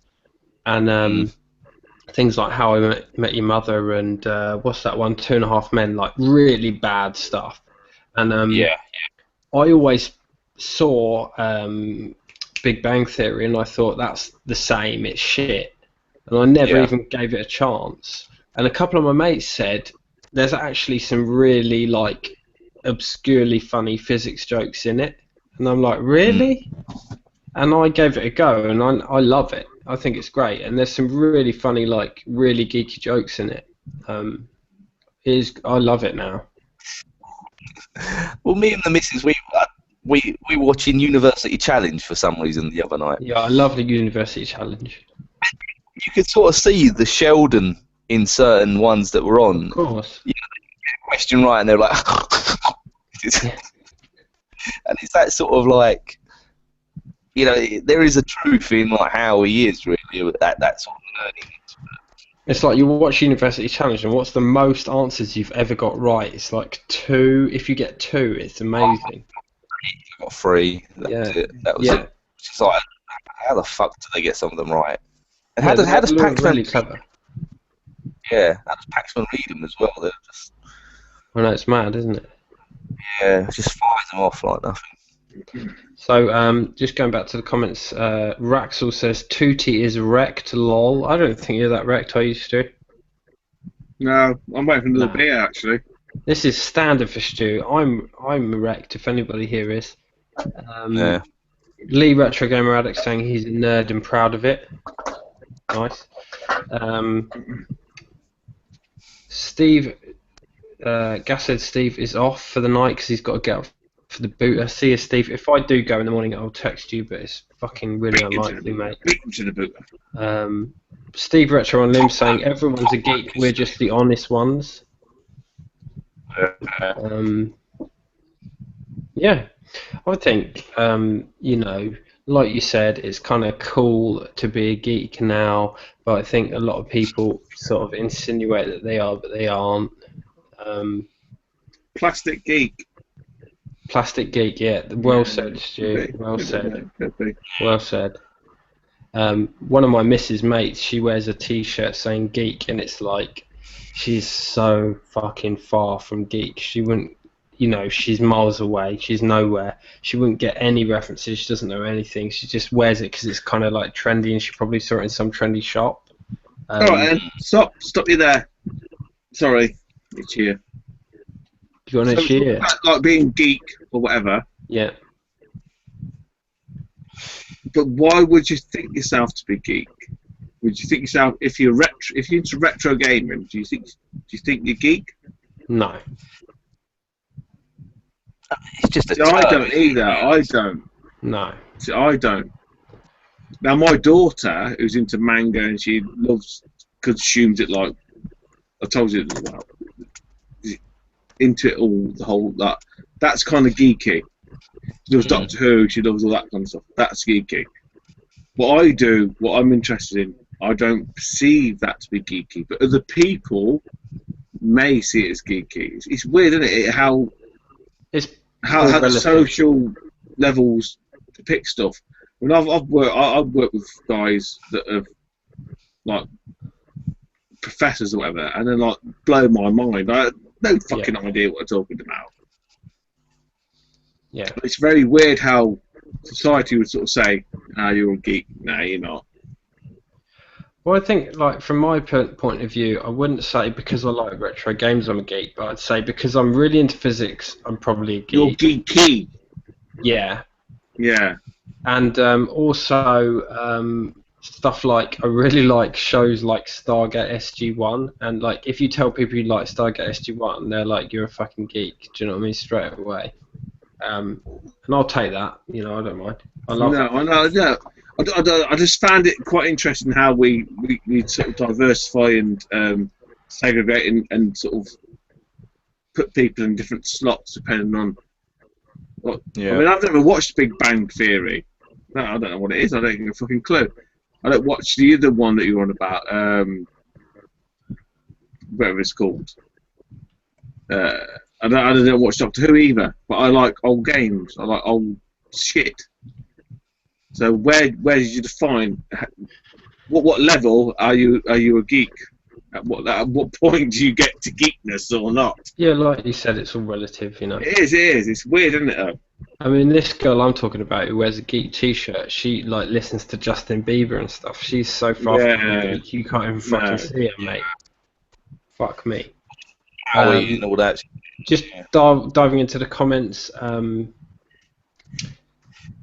Addy Sneaker Freak is saying, Tooty, let's get a line of Jaegers in the casino. Only a line of Jaeger. Only a line? He's saying you're a pussy, Steve. He's calling you out. Shock 16 is in the house. Shocks. What? He says, Die Hard 7, Pete versus Stu, Vests of Fury. Is that the Friday night fight? Shocks. Actually, I'm meant to have a sleepover at your gaff, aren't we? At some point. Are you going to be on Friday Night Fights, Stu? Well, we could both be at Friday night fight. We could have a triple. Spoiler alert! I've been on it. It's still to come. Motherfucker. And I'm not going to say the outcome. Shocks, I ain't second rate, mate. Forget it. Shocks, you've had the best on. Now to get the dregs on. Did you sleep over, Pete? No, I didn't sleep over, and I did not get raped. That's it then. You weren't what worthy. I didn't get raped, and that's the story I'm sticking to. Did you sit on the tumble dryer? No, but I did put my factory phone on it. we just say we've had 13 likes and 2 dislikes? So That's more than the usual videos. Well done. I don't blame the 2 that disliked. I don't blame them. They're probably mine. They're mine. We got yeah, sure. That's gonna Steve Addy Sneaker Freak saying SG1 was amazing. Hell yeah, and it still is, boy.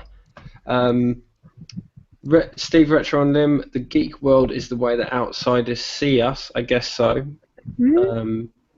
Pat O'Neill username geek. I haven't a clue about anything. Ha ha ha ha. Yeah, because he's got a thick missus. Shut up. Retro on Limb Steve saying, here's Adam, as in shocks. Watch those thumbs down, Pete. And I was just thinking the same. As soon as you come in, we watch the thumbs down go. We're putting it out. That's it. It will go from 2 to 100 in 2.6 seconds. Have we had any? We haven't had any trolls, have we? No, we haven't. No. I mean, they can jog on. I'm not bothered. Yeah. Steve Retro on Limb saying, "Oh shit! First rule of Bum Club." Exactly. Yeah. In fact, Mike, you know Mike, Sega CD Universe. He got a little bit. Vampire Mike. When I uploaded my In the House with shocks on, obviously I got a shitload of spam comments, about 50, from some little cunt. You know, the usual guy. And I just delete them, but Mike sort of piped up like, what? And I'm just chatting to him on Facebook like, just fucking ignore him. You know, they've just got a hard on for shocks for some reason or whatever. Fucking hell. One to sort of back down, is he, old Mike? He's quite. Yeah, he was ready to go, and I just said, don't even bother engaging. Do you know what I mean? I've deleted the comments already, so. Delete and move on. Do not feed the trolls. You Do not don't pass even. 200. Do not collect money. Correct. You do not even, either way you want to go, you do not talk to them. That's all they want. That's all it's about. Delete and move on. It's difficult though, isn't it? It's difficult though, ain't it? I mean, It's hard. It's hard not to bite. Yes. Personal attack on yourself, then you know you can see why. Human nature, isn't it? It's a retaliate, but like you say, it's only gonna know. They're only gonna know that they've got you a little bit more. Yeah. Speaking of trolls, we have a new comment from Dean Jones saying, "Stop weeing in the sink," which means absolutely nothing to me. Anyone? No. And what was the guy earlier about the red statue as well? I don't know. He was saying, "Oh, can you stop the red statue wiggling about?" And we had shock. We had a couple of weird ones, didn't we? Some woman with a cat, wasn't it? Or... What was that? Do you remember when we had shocks on last month? We had some woman popping up videos to cats, weren't it, or something? Or was that the little Spanish girl? Yeah, that was it. Yeah, some little Spanish girl, and I don't know what the fuck she was on about. Yeah, this Dean Jones is talking just nonsense, so we'll just ignore and move on. Yeah, don't know what he's on about. But yeah, I mean, these people seem to have a lot of time on their hands, don't they? It's kind of like it seems like that's a focus, though, doesn't it? I mean, like, for a certain troll, anything relating to shocks is the sort of the target, really, isn't it? And it's It doesn't matter who it is or what it's relating to. That. And obviously, like I said, if Mike's just made a comment, and your video isn't even one relating to shocks, is it? I mean, it's not a shocks video. Do you know what I mean? It's just that's your channel. It's just a guy making a comment on your channel, and then he gets trolled. So it's like I tell you, trolled by association, isn't it? Yeah, that's it. On the In the House video, it was fine until Shocks retweeted my video, and then instantly 13 dislikes and 50 comments saying the guy. It was actually quite funny. The guy, this prick, he creates new accounts because we just ban them all. So he created a new account called something like George Bum's Retro Tip, like link sort of a play on my channel name, which is quite funny. But then he just posts links on. He replies to everybody's comment on the stream, and some people who comment on my videos are like younger and say more sensitive people, and I don't want them having to deal with that stuff. Really, I don't give a fuck. I'm thick-skinned. I don't give a fuck. But What was not amazing, everybody's. Pete, with the trolls and that. Where'd you get the time and energy? I don't get the time and energy to do the things I want to do. Let alone sit and create multiple BS accounts. And really, have you not got anything better to do with your life? Seriously. Well, I was saying to I was saying that I was chatting to Mike, Sega Sees Universe on Facebook, and on one of Shock's videos, he has 128 dislikes. And that is either one or two people. It's a bot spam, that is. Yeah. Think of the time it takes to actually bother doing that. Exactly. Oh, fuck. Sad motherfuckers. No job, no life, no dick. Pete, the end of no matter what they are, right? So there's different levels I would class as, trolls. You get your, like you say, your mass ones you got there. You got your very subtle ones. You got your very clever ones, and this, that, and the other. They're all the same ilk. They've got nothing better in their life than to make other people's life a misery. That's all they're about, and it's a sad fucking indictment on them as a person. Yeah. Seriously is. It's just fuck off. No one's interested, no one cares, and that's their problem. They don't like it. They're not being noticed, not being seen. And the best thing to do is... The best thing to do, like you say, is ignore, because they put all this effort in, and then it's for nothing. Correct. It's for nothing. And that's what really pisses them off even more. And they have no reason to live, and then they kill themselves, hopefully. Hopefully. Shock's saying, boom, you can't buy that type of promotion, Pete. So cheers, Shocks, yeah.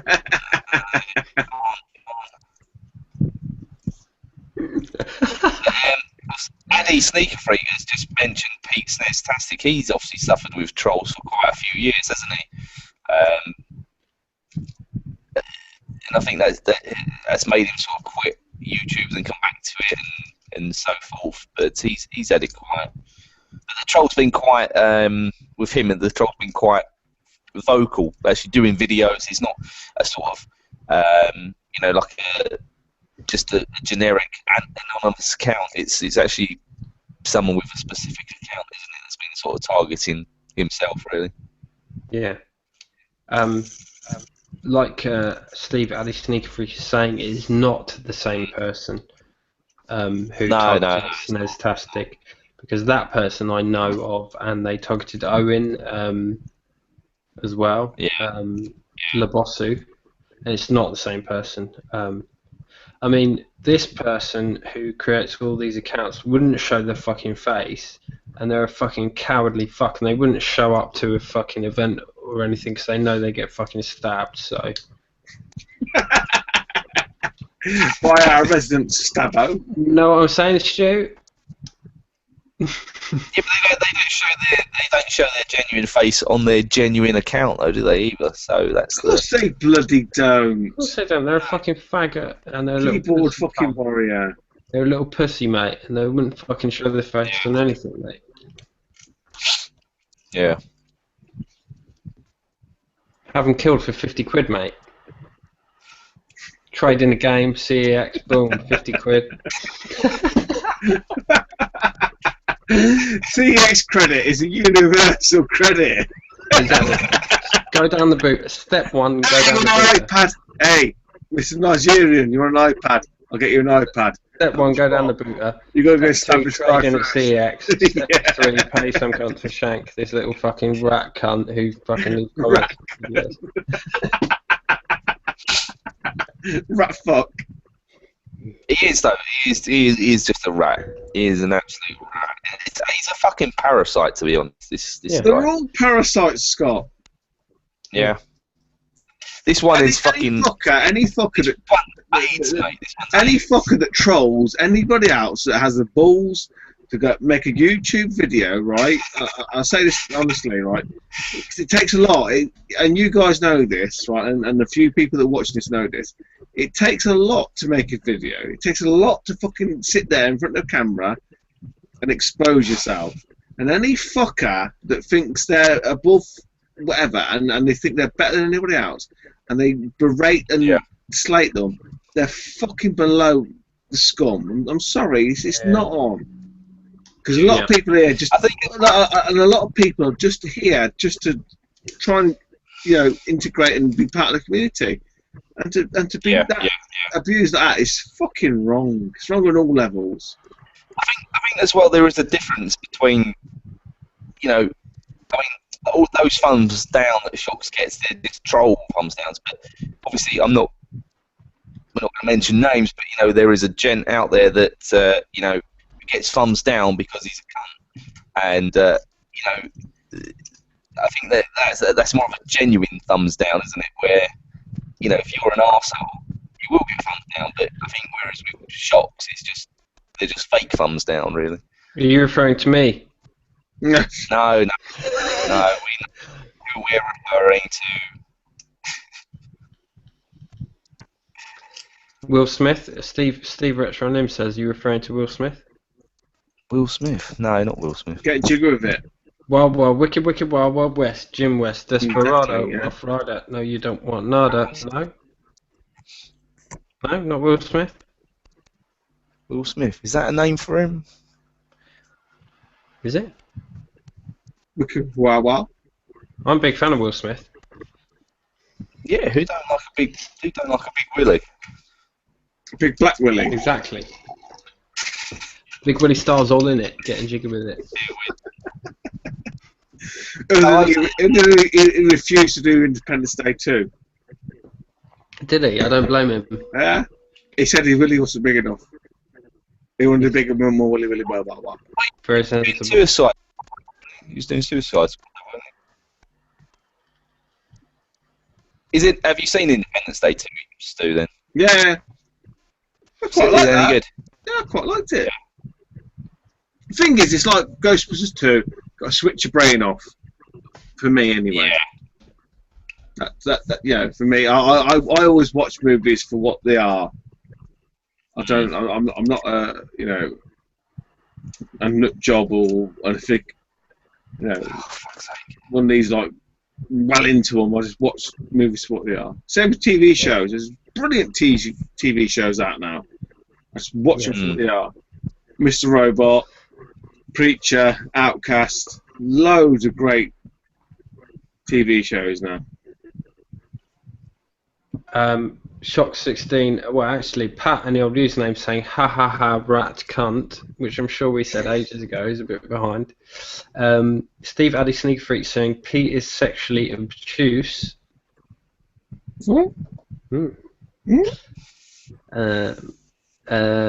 Shock 16 saying of all the Will Smith songs you know the lyrics to that one. I know the lyrics to every Will Smith song, bitch. You fucking joking, aren't you? Tell him that's for the next Sega sessions. Yeah, the next Sega sessions is the Will Smith special. Yeah, get it down, boys. Yeah. I just bought it. It's for the look. I don't like it. What?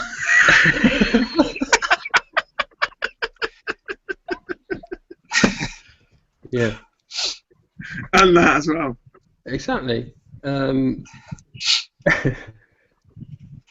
We have a new person in the house, unfortunately. John Lannery.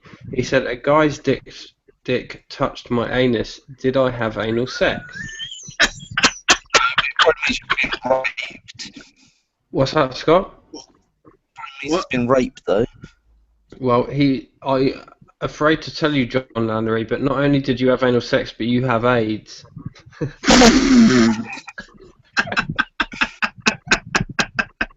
Or you have a crusty butthole. A cheesy butthole. You have been shrinkfully assaulted. Please, no, like Robocop. Madam, you have been sexually assaulted. Please inform the Detroit police.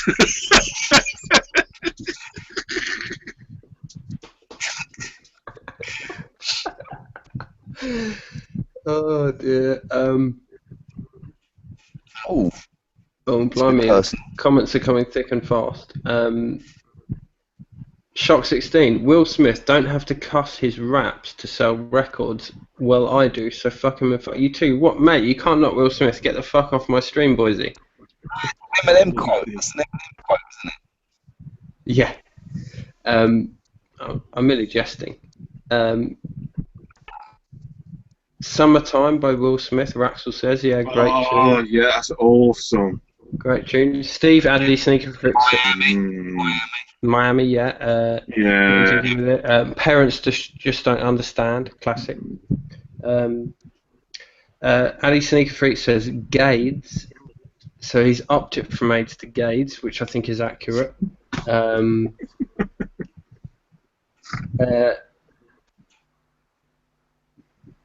John Lannery says, "Bitch, I'm a physician. I'm better than you. I have an education."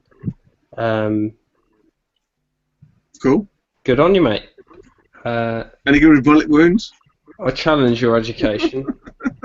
Yeah. You have he has an education, but does he have a rusty sheriff's badge? That's the question.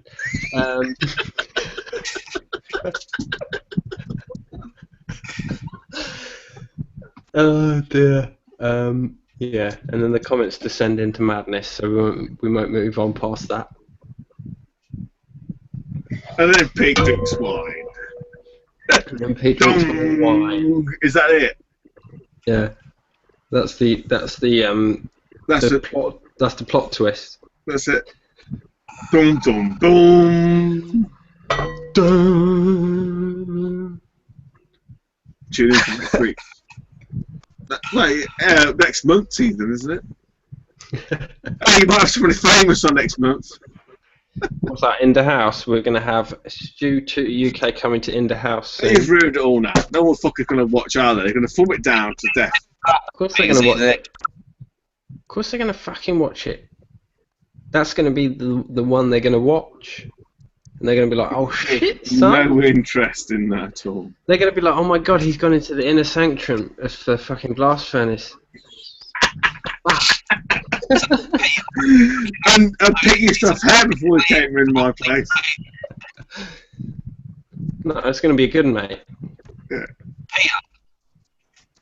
Are you uploading these on a weekly or monthly basis then? He's in the house. That's gonna be monthly, I reckon. Monthly, yeah. I've got 4 done already, so I'm hoping by the time 4 months comes, and I'm like putting my last one out, that I can do some more. That's the theory, anyway. There's loads of people you can visit, ain't there? Well, I've got some local ones that I want to do, like Nintendo Arcade's like 30 minutes from me. Don't. You're selling it all off now, mate. What? There'd be no mystery. Yeah, but you know, it's only like a theory that I'm going to do it. Yeah, but don't. I can't help it, Stu. I've had some wine. I've got no filter. I'm telling you. I'm telling you now. I'm telling you. Look, it's not a Russian honest serum. Okay. So there's a few people in my vicinity. Yes. In my vicinity Yes. that I can do. So I will put them Stay in. tuned. Watch the Peter Moore channel. Shock 16 saying, "This is a stream all about how Pete got flipped turned upside down. I'd like to take a minute, just sit right there and tell me how the fuck Sega Sessions managed to get on air." Oh, it's a clever motherfucker. Loving that. John Lannery asks again, "A guy's dick touched his anus, did he have anal sex?" Yes, John, and you have AIDS. And No, you're Alex fucking Sneaker Freak has confirmed that you have Gades. Gates. Raxel says, "Pete, you're smashed," which unfortunately is correct. I do It's not a bad thing, though. I do apologise. Look, it's a as I always said, look, sometimes you have to punish the body to make it respect you. scene. John Lannery has now started being a bit of a fool, saying fucking faggots. Takes one to know one, John Lannery. Ali Sneaker Freak saying the best pissed. Fuck, I can't even read now. The best streams are pissed streams. TNT always goes well when the ale flows. TNT, they do get pissed up. I'll give them that. Actually, it's very funny. Yeah. Big up to TNT. Steve Retro and Lim saying faggot question mark. A guy touched your ass with his dick twice.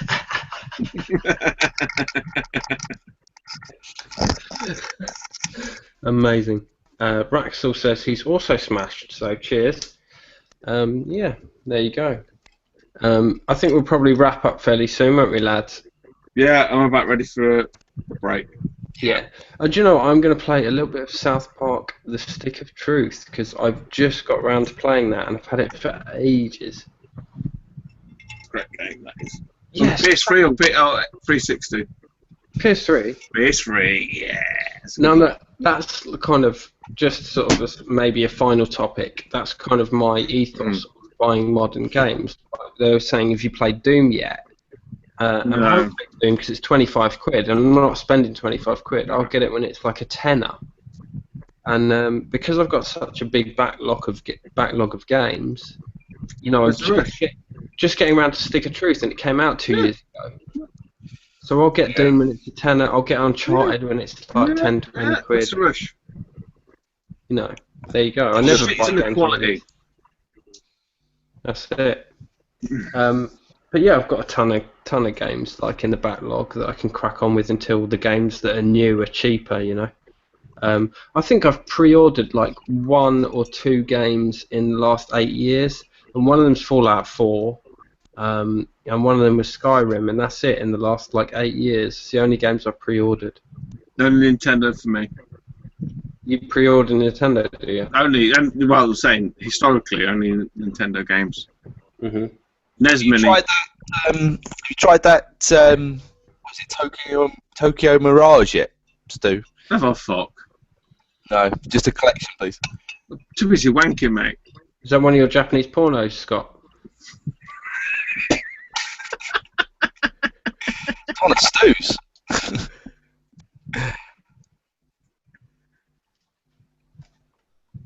Is it now?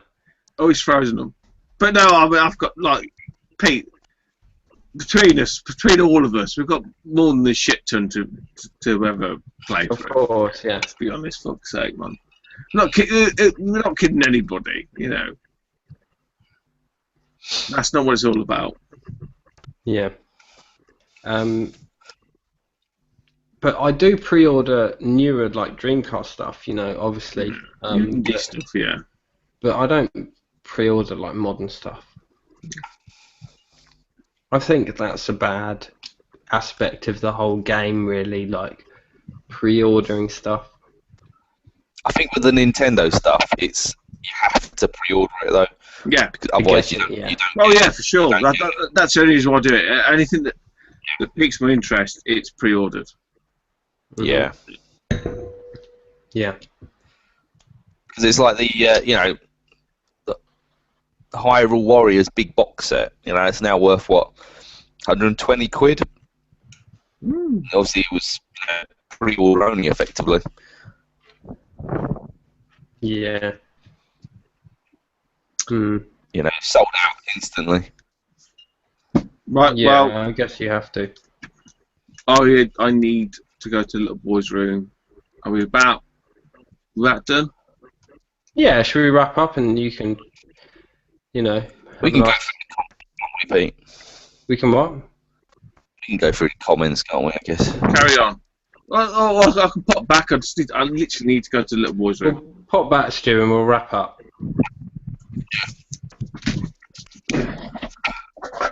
Scott, you go through the comments. Where did you get up to? Fuck knows. Something about anal sex. Anal sex, eh? Was it Steve Retro saying, "Hey guys, Dick touched my anus. Did I have anal sex?" Yeah. Yes, you did. You definitely did. Oh. Well, yeah. I don't think there's any reason for a penis to go near your bum otherwise, is there? Not really. Right, so Eddie's now. I pre-ordered the Odd Thing on PlayAsia. That's about it. I don't. Eddie's. I don't do collector's editions. They take up too much room. I have OCD on the shelf.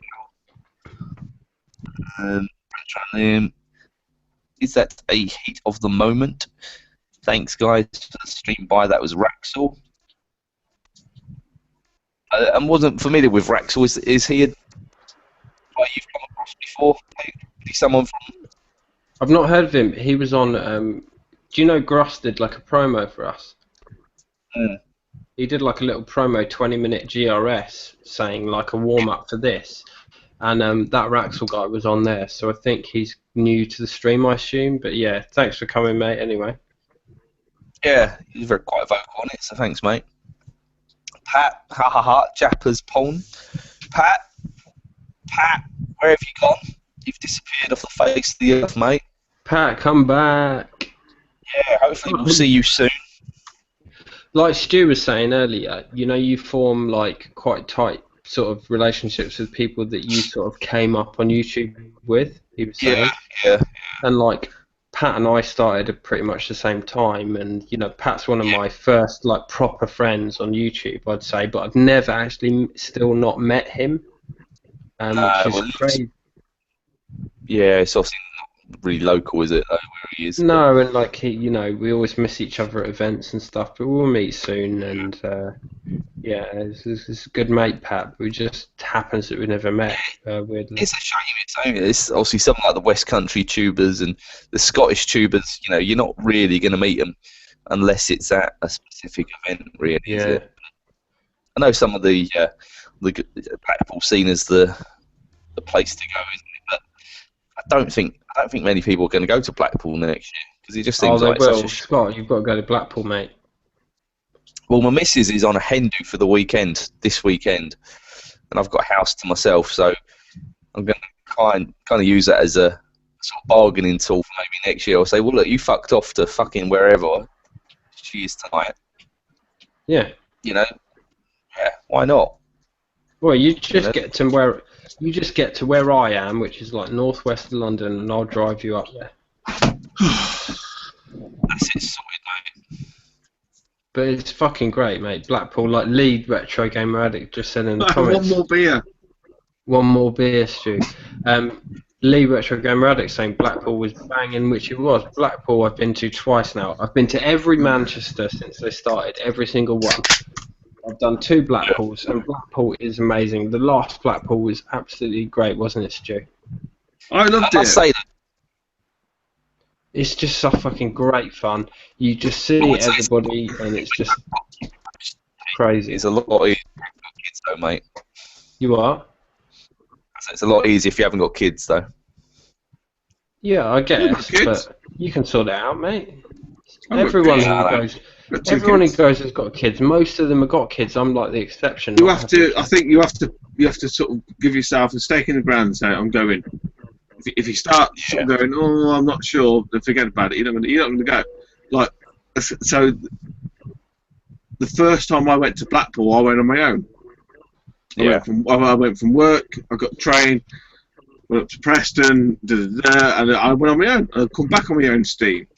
If you want to go, you're going to go. If you're not interested in it, you'll make every excuse under the sun not to go. That's how I sort of see it. And I think that probably goes for a lot of events. You know, admittedly for me, going down south is probably more expensive than it is going up north.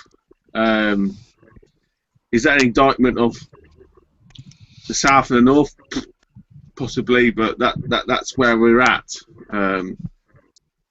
But yeah, I mean Blackpool, and the thing is, like, it's getting to the point where Blackpool isn't about buying games; it's just about meeting people. The meet.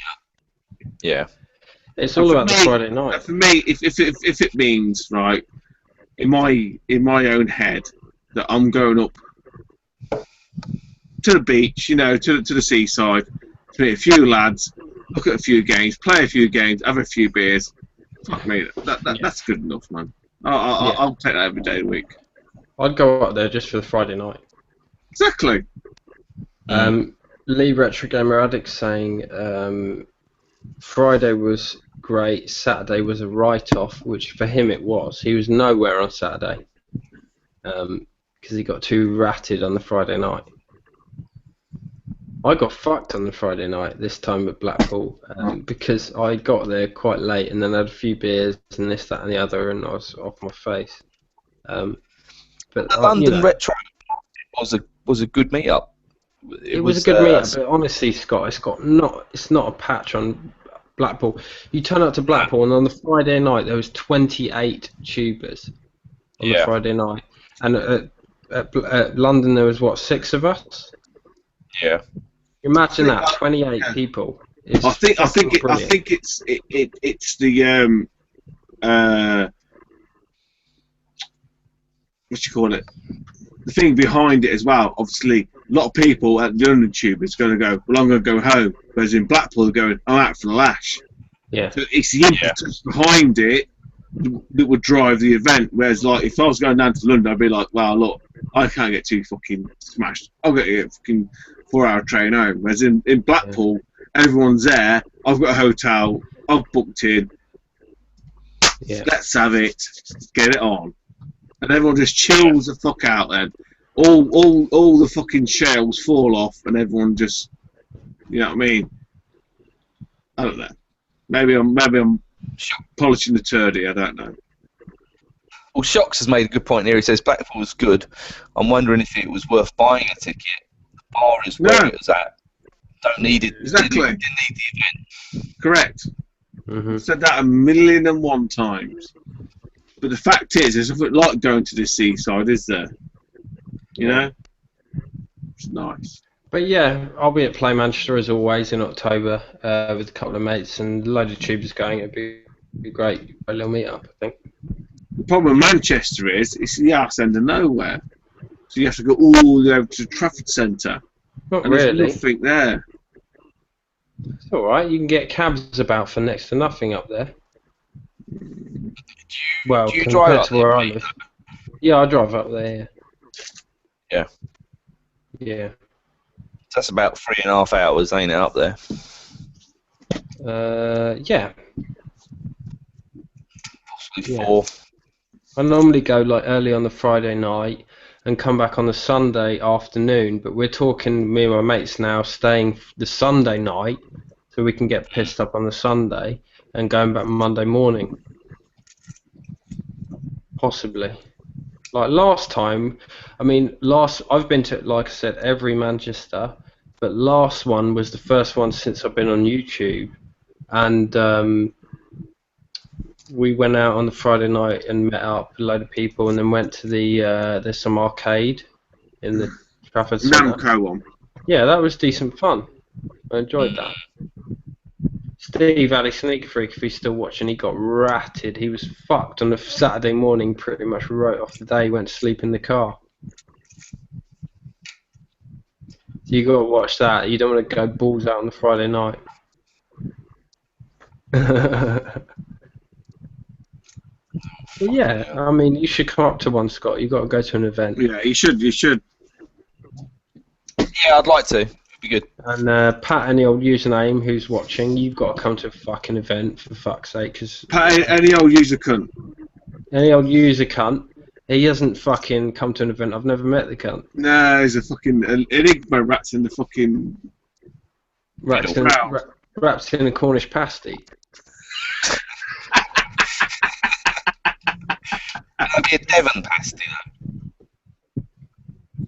He ain't that clever. Wrapped in a scone.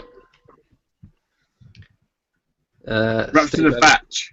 Ali Sneak Fruit saying, haha, yes, I was fucked up. Yeah. Good times. In fact, Steve's the first person that ever came up to me. I was at Play Blackpool, and he kind of came up to me at the event and said, "Oh, blah blah blah blah blah," and introduced himself. And Did Big Rob didn't go this year, did he? Or was it last year? He went last year. no, he went last year. Yeah, and he was in the same hotel as us, Stu, wasn't he? It was good fun. Who's that? Goblin? Champion Rob. Oh, Championship Rob. We were joking that he was going to The smash us mountain. through the wall with the breakfast. The fucking mountain, yeah. Yeah. I am not happy. He's such a great guy, Rob. You said he was a cunt, you did, Pete. Yeah, well, that was the record. I'm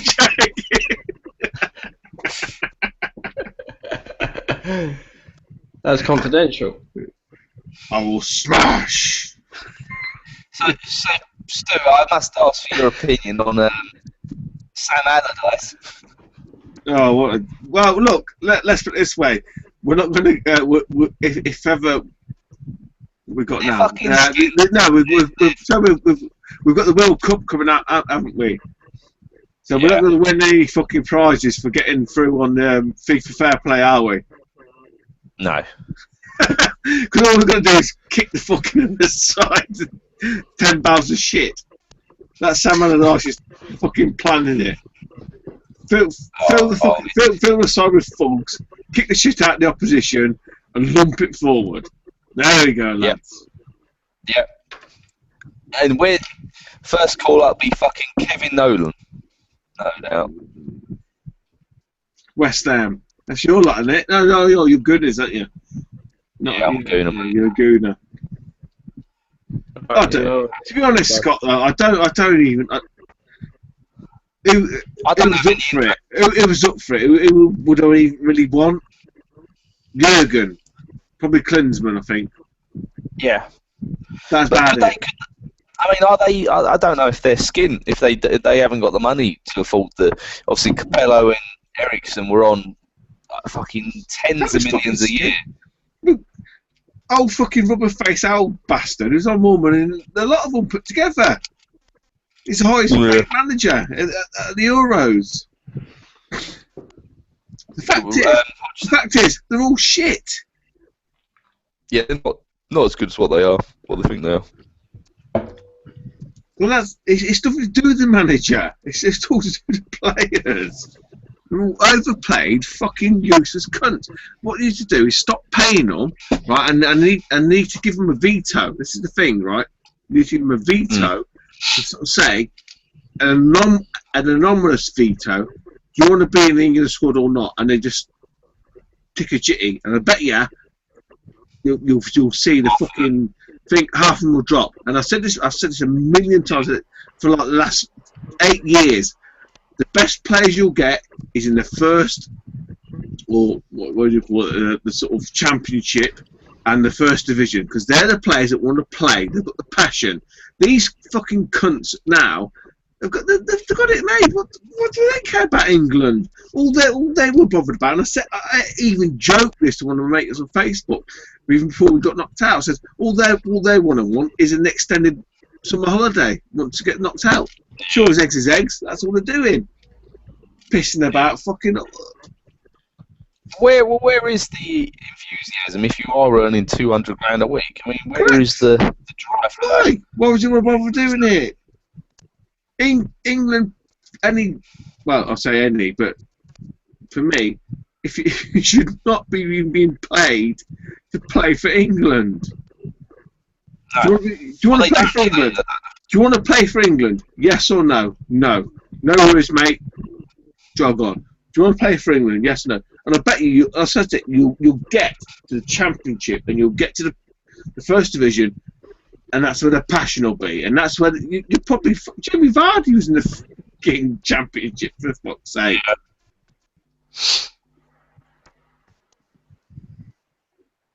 Well, that's not a footballing channel, but you brought it up. I have no idea what the fuck you guys are on about. He's the New England manager, isn't he, Sam Allardyce? So it's a topical conversation, really. We won't win any fucking prizes for FIFA Fair Play because it'll get everyone to kick after the fucking arse. Yeah, I mean they'll probably qualify from their group, but they won't fucking do anything as per usual.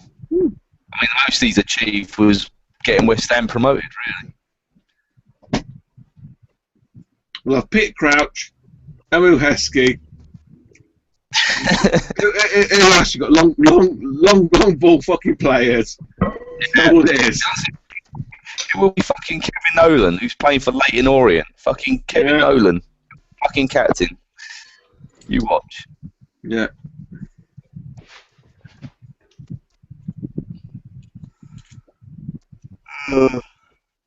Pete, are you with us? I don't know what We're you're done. about. Are you cooked? Don't know what you're on about. Pietro. I don't even know any football players. I know who have I heard of? I've heard of Wayne Rooney. He's a football player, right? He's no bad. Yeah. I've heard of Peter Crouch, that lanky one. Pete, tell us. Yeah. Tell us. Was it Charlotte Hornets? Give some of them players' names. Charlotte Hornets. Is that on your basketball No, top? it's Sonics, ain't it? Seattle Sonics. Oh my god, No, Sonics are no more for a long time. Is it Charlotte Sonics now? No, Sonics have not been a team for ages. Is it on your T-shirt? No, this is Celtics, Boston. Oh yeah. Oh, Give us the Boston Celtics name then. Who's a Boston So Celtic? this jersey's Larry Bird. He's old. I know Larry Bird. He's in the Mega Drive. Yeah, he's a white guy. Fucking hell. Yeah. I thought you were current. No, I've got about 20 jerseys, but Oh, yeah. Yeah, I have. Yeah. Okay. Is that your team? Is that No, Celtics? my team's Houston Rockets. Yeah. So what happened to the Seattle Sonics? I know nothing about basketball, but Well, how basketball works is they're like franchises. yeah. So it's it's a business, and they went under about 15 years ago, and Yeah. they're now the equivalent of Seattle Sonics got bought and is now the basically like the Oklahoma Thunder, who are doing really Right. well. They got to the conference finals this season, really good season this season, and then they lost to the Warriors in the Golden State Warriors in the conference finals. I thought it was on PS2. Yeah, that's a good game. Great film. Yeah, the Warriors. Yeah, then the Warriors played the Cavs, which is the Cleveland Cavaliers, in the finals, and the Cavs won. And actually, the Cavs went 3-1 down to the Warriors, and they came back and they won 4-3, which is almost unheard of. And LeBron James leading the Cavs, and they've got a great team, Kyrie Irving, and some really, really great players. But yeah, great season. Really changed the game this season because it's kind of changed to really heavily focused on three-point shooting and like really long-distance shooting. But yeah, anyway, I'm not going to bore people watching with the ins and outs of basketball season. But I'm really into basketball. Fine. I've got no interest in football, but I'm really, really into basketball. Love it, absolutely love it. So you got lots of tops, or just Boston Celtic tops? No, I've got about 20, all different teams. I've got like Jordan. I've got the Jordan college jersey. I've got a few of the USA jerseys. I've got loads of Rockets jerseys, obviously throughout the years. I've got like Magic Johnson, Patrick Ewing, loads of the classics. I've got some modern stuff, like I've got a LeBron James Miami jersey. I've got Kobe, Shaq. I've got loads. Yeah, always been quite into jerseys. I never wear them because I'm too skinny and too white, but I do wear them. I do wear them on holiday. I do wear them on holiday, but I had to wear it tonight because I'm so fucking hot. The missus was like, "You can't wear that on a stream. You look like a fucking cunt." I'm like, "I'm gonna have to wear it." I've got a basketball top outdoors, but it's a Washington Wizards one. Oh yeah, And, what, Jordan? Yeah, Jordan 23 it's got on it, and I was looking for it and I thought, no, I can't find it, it's still wet in the wash, but otherwise we would have all been in fucking vests. That would have been great. Actually, you do wear it then, Scott? What's that? You do wear it then? Only when, same as Pete, I'm too skinny and too white, only when it's hot. Only Really? when Yeah, but you said it's in the wash, so you must have wore it already. Yeah, I did, when it was fucking hot the last day. But when it was like 35 degrees or whatever it was. Yeah. Yeah, that bad boy right on. So I wear this in Spain, like whenever I go on holiday, I wear this. No one knows you. No one knows your name. So, Stu, your local team must be Leicester then. No, I'm a Cov lad. Coventry, is it? No, I'm not, that's not my team. My team is obviously you can see behind you. Yeah. I was just saying about your local team though. Well, where I am, Leicester, yeah, but I am Leicester based, but I'm a Cov lad born and bred.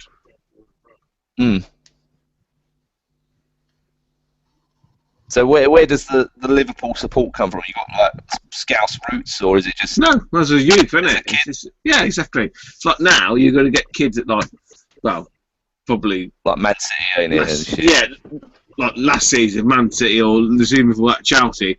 It's quite weird because there's one of them sort of family friends that lives around here now. His lad when he was, what's he about? He's about 17 now or something, but 7 years ago he's all Chelsea.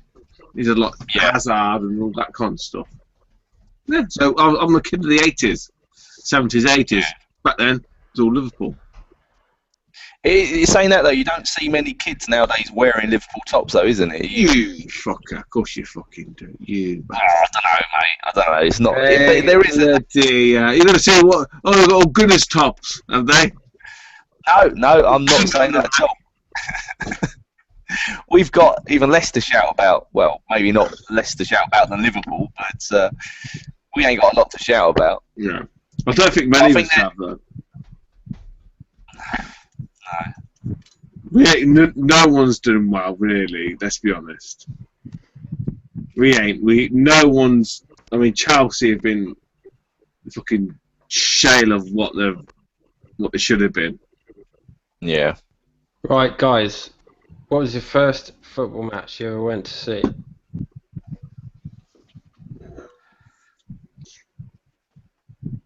First football match? To be honest, I ain't been to many.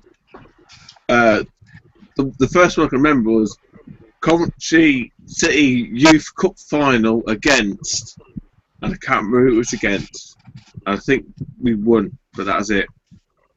There's a Highfield, the old Highfield Road. They knocked that down again. So bit similar to like the Gooners. They've knocked their stadium down. See, I got no interest in football, but I've probably been to like 20 games. You've been to one? No, I have then. But my first game was 1986, Liverpool at Watford. It was first division because there was no Premier League. So that was the top first division. And it was Watford versus Liverpool. And it was back when John Barnes played for Watford. Oh, yeah. 1986. And I think Watford won 2-1. And then shortly after that, John Barnes went to Liverpool. Mm-hmm. But I was 5 years old, so I remember buying a Watford pencil case, and that's about all I remember. Wow. Yeah.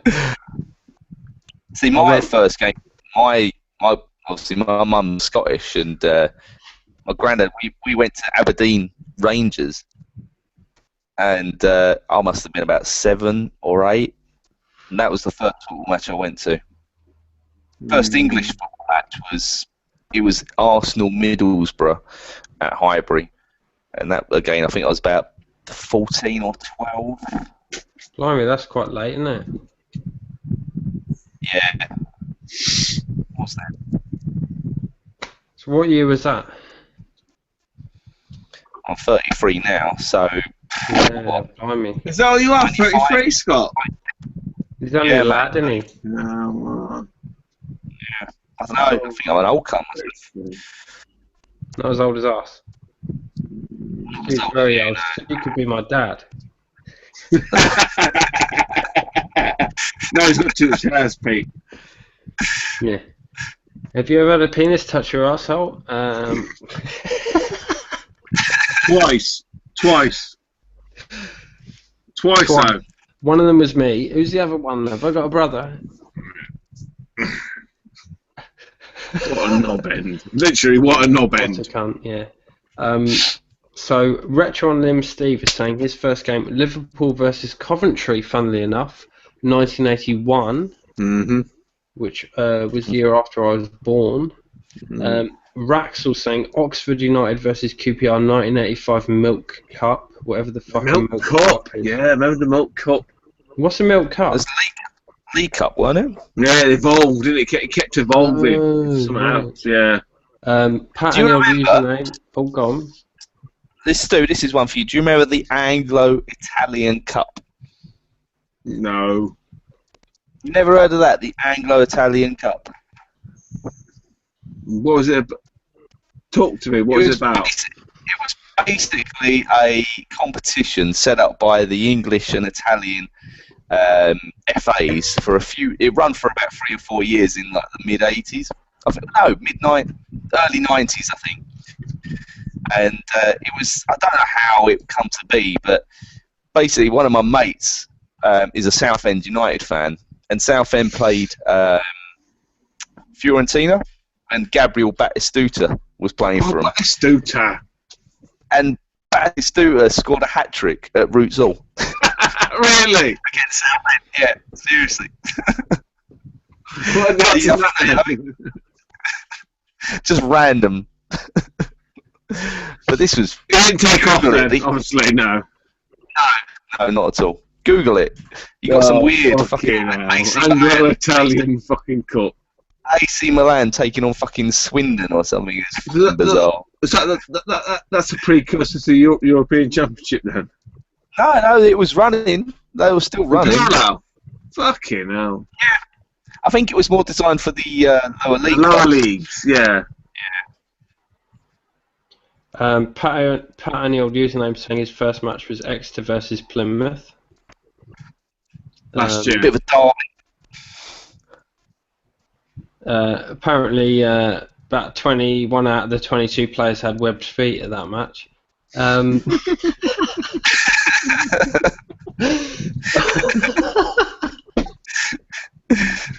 Pete's gone.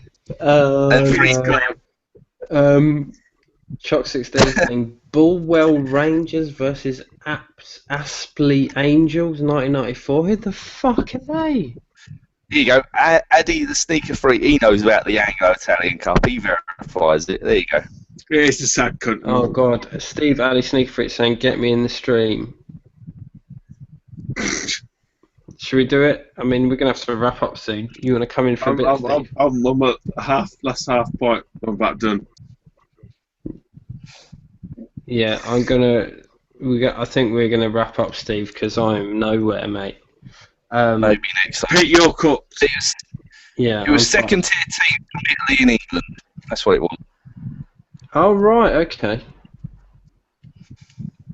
Interesting. But yeah, I used to like football, you know, when I was a kid. I used to like football. Just went off it because it's very boring when you think about it, isn't it? Modern day football, there's more to dislike about it than actually like about it, to be honest. There's no fucking... because I'm interested in basketball, if you look at the rules of basketball, you have 24 seconds to take a shot on the basket. If you don't, you then automatically forfeit the ball to the opposing team. 24 seconds. Something happens to every 24 seconds. Think about that. Now think about football. There could be 90 minutes and nothing happens. Boom. Done. You've been done, mate. There's no argument against that, is there? You see that fucking kipper? Yeah, you've been done, mate. I would say football's more about the build-up. Scott. No. You can't. Build up? Scott, you fucking can't. build up, mate. No, leave it. Build-up. Listen to Stu. He's telling you. Just leave it. Just leave it, mate. There's some arguments that you're never going to win. Cheers. It's wonderful. World's most popular sport. Just leave it at that then. No, but you can't. Look at basketball, yeah? With the sevens not get on the head. How many black athletes are in basketball compared to white athletes, and how many white boys are in football? Boom, done. You can't argue with that, can you? I didn't even hear you. Pete. It doesn't matter, mate. I'm no can argue the genetics of it. I'm not a biologist. No, I don't know. I just went off football. I found it a bit boring. I like snooker. What about if you had Raptors in the American football? Oh my god, if we had Raptors, like... that'd be amazing. Go wide. Shotgun. You guys watch snooker? I do like snooker. Snooker? Is that snooker with snooker? What? I like playing and watching snooker, but it's funny because it's so like slow compared to basketball. Yeah, it's like golf though, isn't it? Yeah. Slow pace, isn't it? But what Pete does is watch snooker in black and white. That really fucks you up. I was chatting to someone the other day and they said they used to play snooker on the BBC Micro or something, or on the Commodore with in black and white on the black and white monitor. Snooker in black and white. That's a true master. Yeah. It would be a bit tricky then, yeah. I think if you play snooker, you appreciate it more watching it because you realise how actually really difficult it is. So Oh yeah. Pete, have you got a big queue? Well, I've got an average size queue. Is it more length or girth? It's got good length, but I don't like to have a queue with excessive girth. Yeah. But do you oil it regularly? No, but I chalk it up. Balm? Right up. Right at the end. You chalk in the end quite I regularly. make sure the end's right chalky and blue. Does that not chaff a bit as it hits the ball? No comment. A guy's snooker cue touched my anus. Did I have anal sex? Once or twice. It was thrice actually. Oh, that's it. You've had it.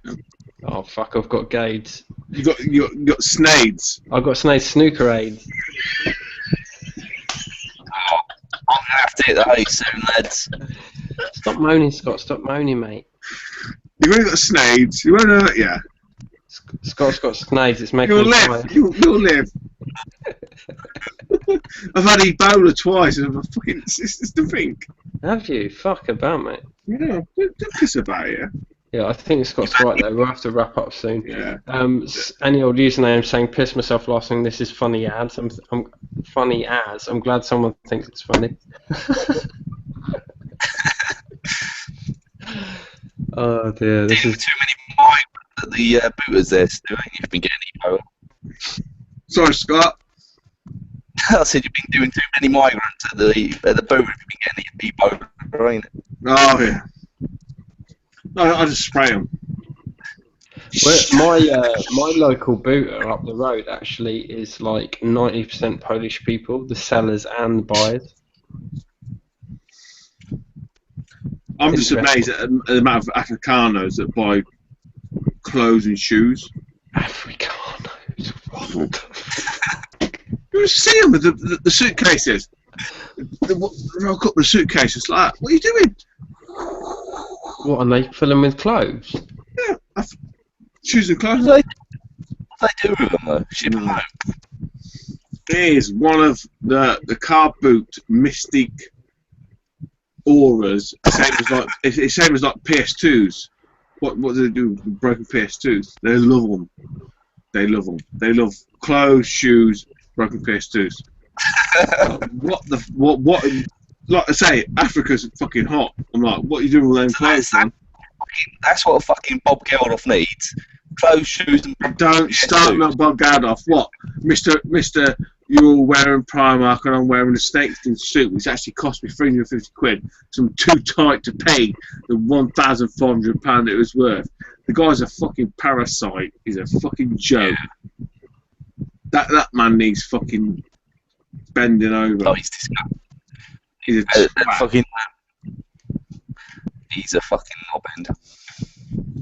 I hate that cunt. Who's that? Bob Geldof. He's a fucking useless motherfucker. But he's one of these lefty Lundy fucking twats. Oh, let them all in, but don't let them near me. No idea what's going on. Absolutely fucking no idea. Yeah. He's a fucking Bono as well. Yeah, there's another one. He should have been fucking mowed down over in Nice. Instead of some other poor kid. I know it sounds bad, but it's just like, fuck me. Really Scott. annoys me. Scott, I'm relying on you to wrap this shit up. I'd just like to say first, I'll get my little spiel in before while I can still talk. Cheers for coming on, Stu. Yeah. Are we going to end the stream or are we going to take the night? I think it'd be more than sensible to end the stream after nearly 4 hours of us rambling. Yeah, maybe. I've enjoyed it. Thanks, guys. Yeah.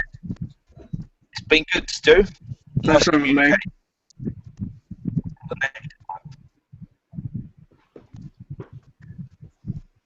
That's half an hour. What? That's half an hour. Cheers.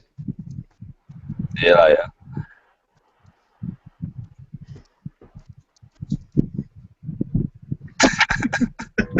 Hey, fucking button!